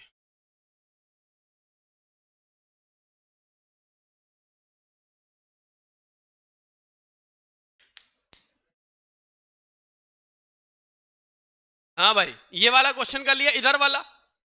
हेलो हेलो, पहला वाला। चलिए, अब मैं यहां पर ये वाला क्वेश्चन आपको बताता हूं। आइए सुनिए सभी लोग। अच्छा एक बात बताओ, क्या क्वेश्चन नोट कर लिया आपने? अरे बोलो भाई, क्वेश्चन नोट कर लिया तो मैं ये हटा दूं? अरे, लिख रहे थे, लो अब लिख लो। अच्छा लो,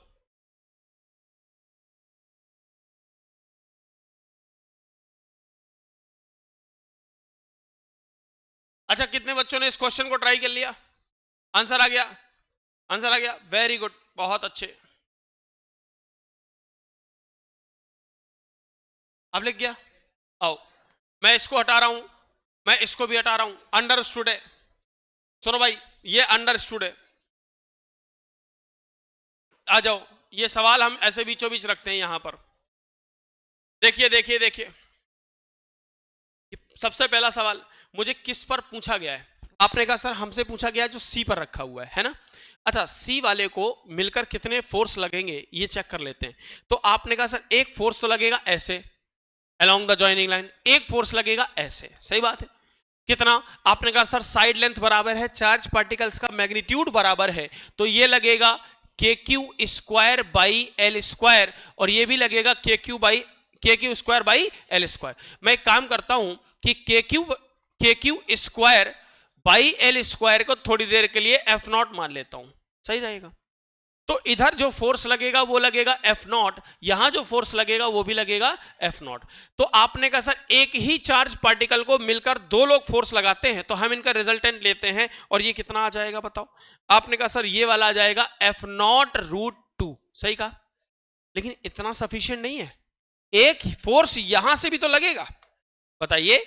आपने कहा सर एक फोर्स ऐसे भी लगेगा, ऐसे, ठीक है। और ये फोर्स कितना? आपने कहा सर ये वाली लेंथ एल, ये एल, तो ये एल अंडर रूट टू, सही है। तो यहां पर जो फोर्स लगेगा बेटा ये लगेगा K Q square upon L under root two का स्क्वायर। तो मैंने कहा इसको चेक कर लेते हैं, जरा देखना। तो यह आ जाएगा के Q square upon 2l square. मुझे लगता है एफ नॉट बाई टू लिखा है ये। अब मुझे तो लग रहा है, तुम्हें लग रहा है कि नहीं ये बताओ? लग रहा है। तो एक्चुअली में इस डायरेक्शन में एक फोर्स और आ गया, कितना बताइए? F not by to. Overall force यही तो आएगा। तो मैंने कहा देखो जरा, यहां पर आ गया F not under root two plus F not by two, इस पॉइंट पर लगने वाले फोर्स की बात कर रहा हूं। तो मैं एक काम करता हूं, यहां एफ नॉट को बाहर निकाल लूं, तो 1/2 प्लस रूट टू, यही तो लगेगा। नहीं समझे? बोलिए बोलिए। तो मैंने कहा एफ नॉट की वैल्यू उठाकर रख दे, रख के Q square by L square bracket में 1/2 प्लस रूट टू, ये ले आंसर आ गया। बोलो, नहीं समझे? नोट करिए।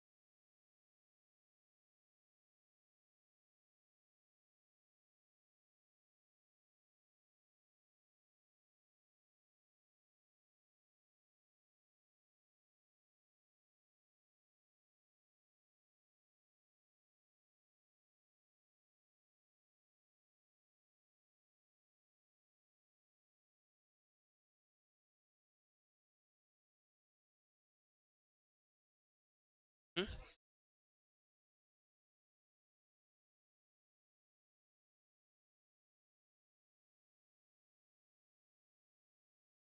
हम्म।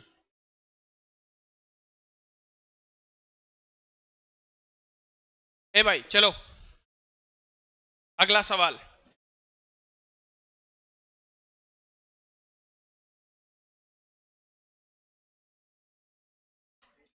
कर लिया नोट? अरे जल्दी बताओ। ठीक है, आइए अगला क्वेश्चन। अगला क्वेश्चन मैं, एक बात बताइए, थोड़ा सा चीजों को चेंज कर सकता हूं?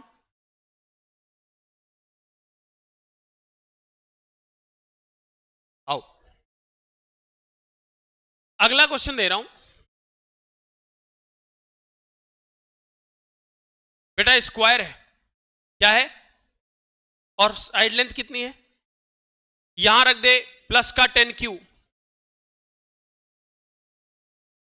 ठीक है, प्लस का 10Q, बनाओ बनाओ।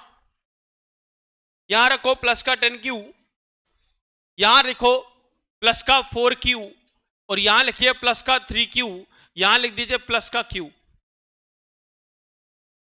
सोच समझ के करना, गलती हो जाएगी नहीं तो, ठीक है। मैंने आपसे पूछा फाइंड नेट फोर्स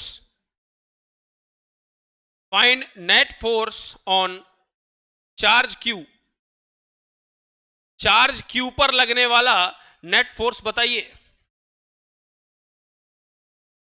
क्यू पर लगने वाला नेट फोर्स बताइए।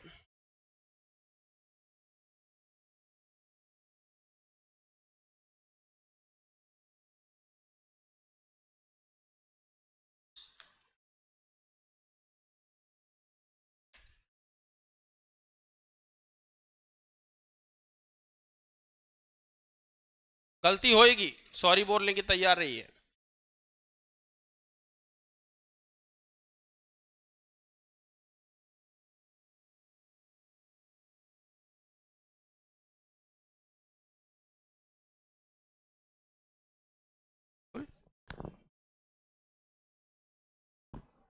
बहुत तेज दिमाग।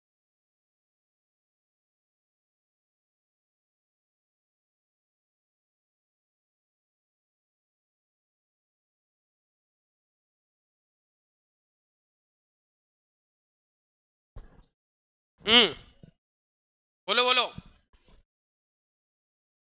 क्या लगता है, क्या लगता है हो जाएगा? शाबाश।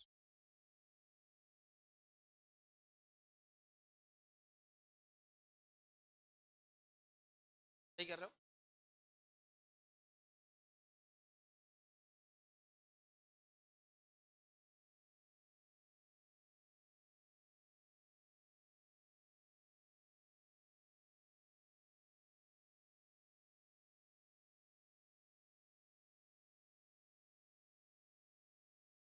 सही।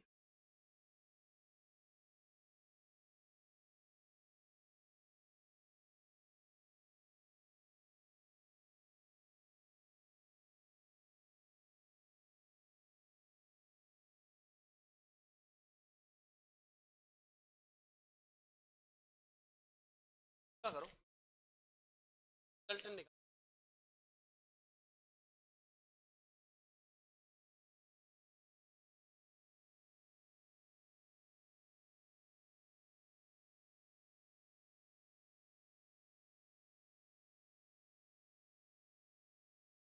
करो करो।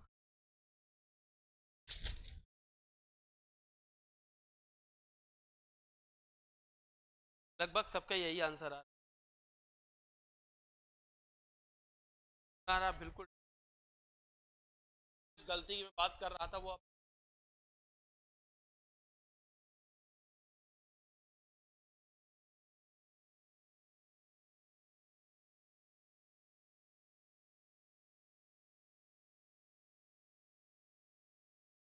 क्या मैं बताऊं? हेलो बॉयज, हम ही बताएं? ठीक है, प्रयास कर लिया आप लोगों ने, हैं? कोशिश करी कि नहीं ये बताओ पहले। कोशिश करके अगर आपको नहीं आता है तब ठीक है, पहले से हथियार डाल देना मेरी नजरों में बिल्कुल गलत है। ठीक है, जितना भरपूर दिमाग आप लगा सकते हैं वो लगा लीजिए, अगर आ जाता है तो वेल एंड गुड, नहीं आता तो कोई बात नहीं, फिर सही लगता है मुझे। ठीक है, हाँ चलो भाई, ये हटा दें। ओके, आ जाओ। तो मैंने कहा सबसे पहला काम, मुझे लगता है यहां तक का सारे बच्चों ने काम कर लिया होगा कि एक फोर्स यहां लग जाएगा, एक फोर्स यहां लग जाएगा, बोलो, और एक फोर्स आपका यहां लग जाएगा। बोलिए बोलिए बोलिए, इतना काम सबने कर लिया होगा। अब मेरी बात को ध्यान से सुने प्लीज। इधर का फोर्स बताइए, आपने कहा सर के 3Q into Q upon L square, यही तो आएगा। ए लकड़ी, इधर देखो, तुमने क्या गलती करी, इधर देखो। करी है ना? ये कितना आ जाएगा बताइए? आपने कहा सर 3 × KQ² / L²। मैं इसको F0 मान लेता हूं भाई। ये देख कितना हो गया, 3F0। अरे बोलो भाई, ये आ गया 3F0, समझे? ठीक है, तो सर इधर लगा दो 3F0, यहां आइए, इधर आइए, इधर आइए। मुझे लग रहा है कि यार ये 4F0 आ जाएगा, पता नहीं क्यों दिख रहा है मुझे। क्या मैं सही कह रहा हूं? अरे 4K into 4q into Q upon L square, तो 4k³ square by L square आएगा, तो 4f0 हुआ कि नहीं? अरे बोलो। ठीक है, अब जो गलती मैं कह रहा था वो तुम करोगे, ठीक है, सारे लोग करेंगे मुझे पता है, ठीक है, फिर तुम लोग बोलेगे सॉरी शक्तिमान। तो ये 10q इंटू क्यू, तो देख जरा सुन, के 10q into Q upon L√2 का स्क्वायर करोगे, ध्यान से देखिए, तो मुझे लगता है कि ये 10 times of k³ square upon, मुझे लगता है कि ये 2 टाइम्स ऑफ L स्क्वायर हो जाएगा। 2 से काटो, आंसर आ गया 5k³ square by L square. क्या मैं इसे 5f0 लिख दूं? पक्की बात है? देख मेरी बात सुन, ये कितना हो गया? अरे बोलो। और इन दोनों का रिजल्टेंट, अरे अभी यही तो बताया था, ये कितना है 3, ये तो 3 और 4 का रिजल्टेंट कितना होता है? एक मिनट सुन, दोनों के बीच का एंगल कितना है? दोनों के बीच का एंगल कितना है? तो 90 एंगल पर तो तुम्हें रिजल्टेंट निकालना आता है ना? कितना? 3 और 4 का रिजल्टेंट क्या आएगा? 5। तो सीधा सीधा ऐसे ही तो करोगे कि इस डायरेक्शन में कितना आ जाएगा, बोल 5f0, answer will be 10f0। अरे बोलो, कितने लोगों का आ गया था? हाँ तो उठाइए। और ये गलत है, सॉरी बोलिए, सॉरी शक्तिमान। अब ये गलत क्यों है वो देखिए, एक्चुअली में मैंने जानबूझ के ऐसा डेटा दिया है, थोड़ा सा मिस्टेक हो गया तुमसे, सुनिए मेरी बात। 3 और 4 का रिजल्टेंट 5 आएगा, ये सही बात है, लेकिन जहां तुम सोच रहे हो वहां नहीं आएगा, दरअसल यहां कहीं आएगा, इधर आएगा 5f0। जिसका मैग्नीट्यूड बड़ा होता है, रिजल्टेंट उसकी तरफ झुक जाता है। तो क्या लगता है 3 और 4 का रिजल्टेंट बीचों बीच आ जाएगा? है कैसे? है? सोचो। अबे नहीं समझे यार तुम, बोलो बोलो। तो ये रिजल्टेंट 10f0 नहीं आएगा। अब कितना आएगा सर? सुनो मेरी बात, इसका ये वाला एंगल कितना होगा बोलो? है फिर गलती, 45 होगा ये, बोल कितना होगा? अरे भाई 5 और 3 53।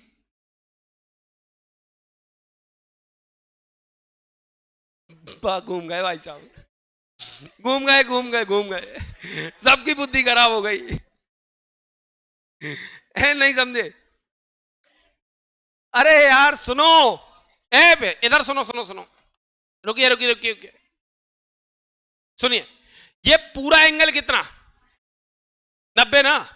सुनो मेरी बात, ये 3, ये 5, ये वाला कितना हो गया?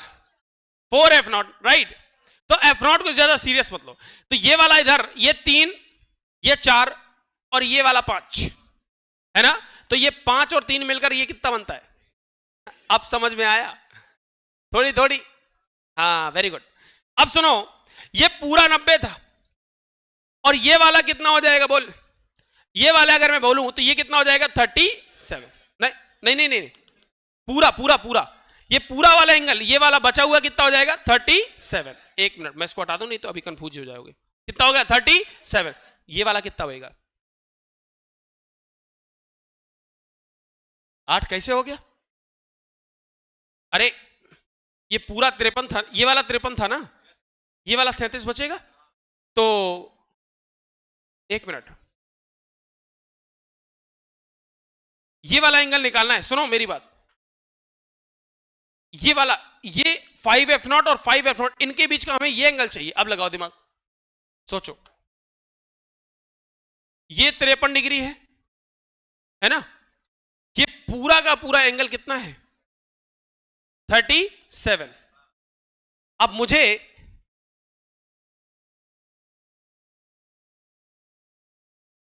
रुको एक मिनट, ये पूरा एंगल 90, ये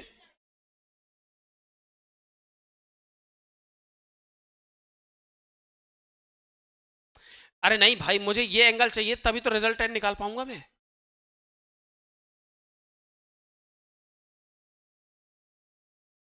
क्या कह रही हो? ए हाँ बोलो।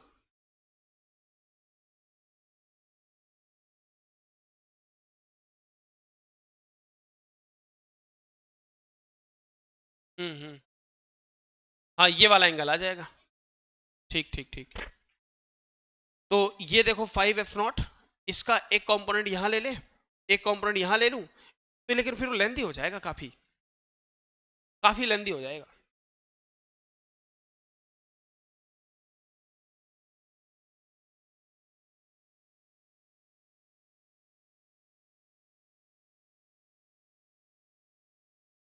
फाइव एफ नॉट को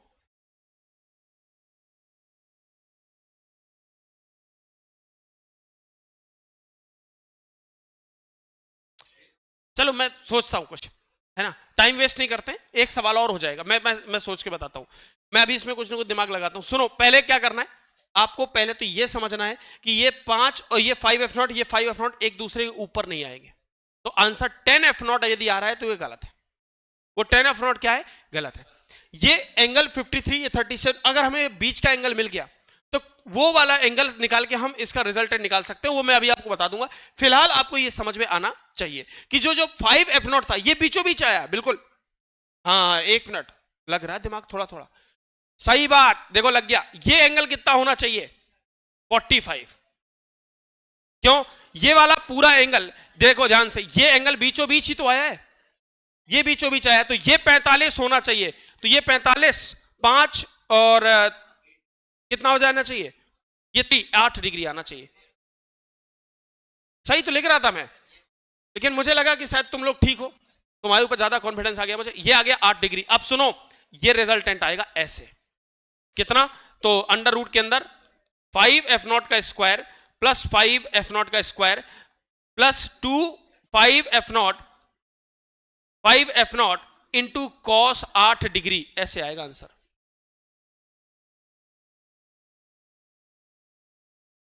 कहां पर है, कौन सा, ये और अरे ये वाला एंगल कितना है, ये वाला, हाँ तो ये दोनों बराबर थोड़ी है। पागल, भाई ये 45 तो ये वर्टिकली अपोजिट एंगल, ये 45 पूरा होगा ना, तो ये वाला 37 तो ये 8 डिग्री आ जाएगा। नोट करो, नोट करो, टाइम वेस्ट मत करो। रिजल्टेंट अभी मत निकालिए, रिजल्टेंट आराम से बाद में सॉल्व कीजिएगा। मेरा पर्पस रिजल्टेंट निकलवाना नहीं था यार, ये मुझे समझाना था आपको कि ये 5 नॉट ऊपर नहीं होंगे, बस।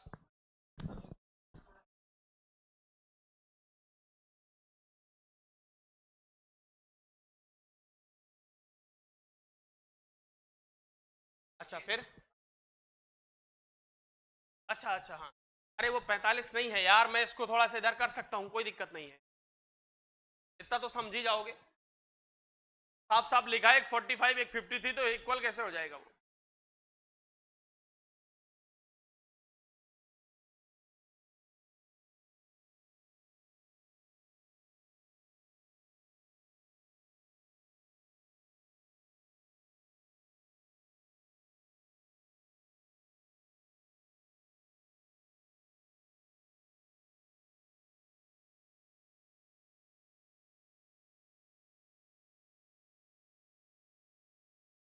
ए सुनो, अभी अगर कंफ्यूजन आ रहा हो तो मैं ये फोटो अलग बना के दिखा दूं, है, कंफ्यूजन वाली कोई बात ही नहीं। सुन मैं बताता हूं, देख इधर, ए सुनो, अगर कंफ्यूजन आ रहा है तो मैं एक एक बार इसको क्लियर कर देता हूं, इधर देख लो। ये आएगा 3f0 और ये आ जाएगा 4f0, सही है। इनका ये वाला जो फोर्स आया है, ये वाला फोर्स आया है, ये वाला एंगल 45 डिग्री और ये आया है 5f0, समझे, है, हाँ। अरे ये वाला एंगल 45 होगा ना, तभी तो ये बिल्कुल बीचों बीच आया ना, ये ऐसे, ये देखो, समझे ना। हाँ, अब सुनो, इन दोनों का जो रिजल्टेंट आया वो यहां आया है, दिस इज 5f0, समझ गए। ये पूरा एंगल कितना है, 53 डिग्री, तो ये वाला कितना हो जाएगा, 8।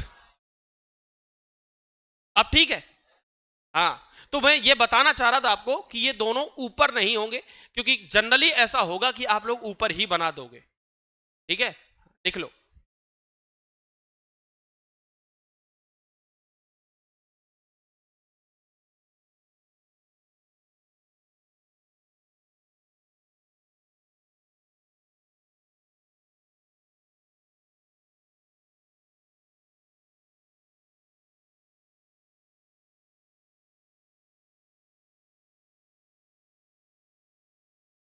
गया? बोलिए बोलिए।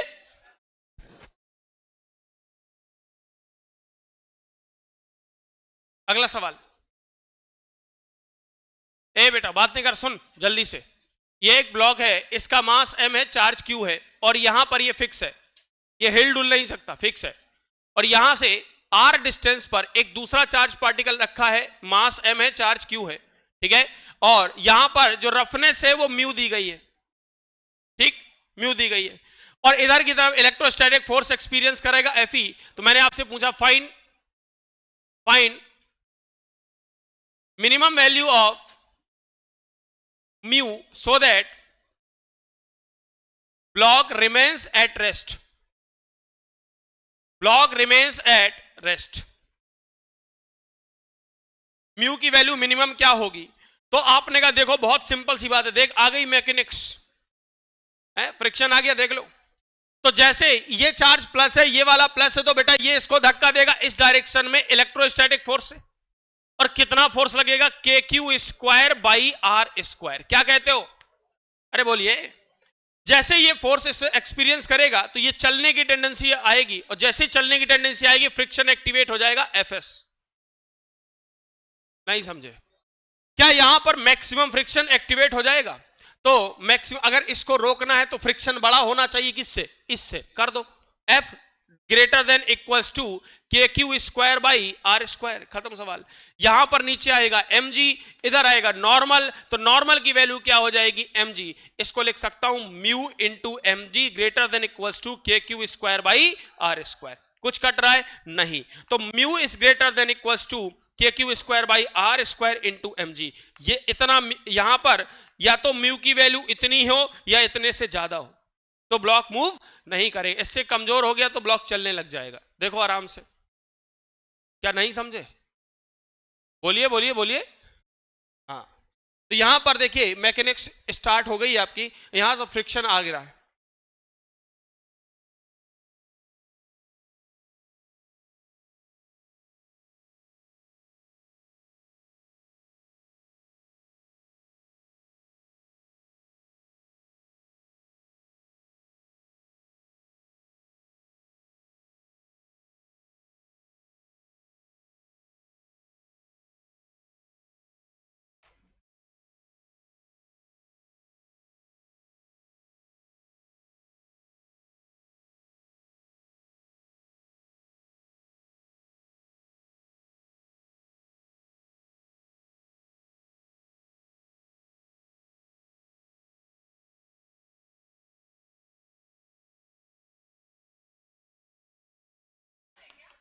हैं? ये होमवर्क है बस, लास्ट ये होमवर्क।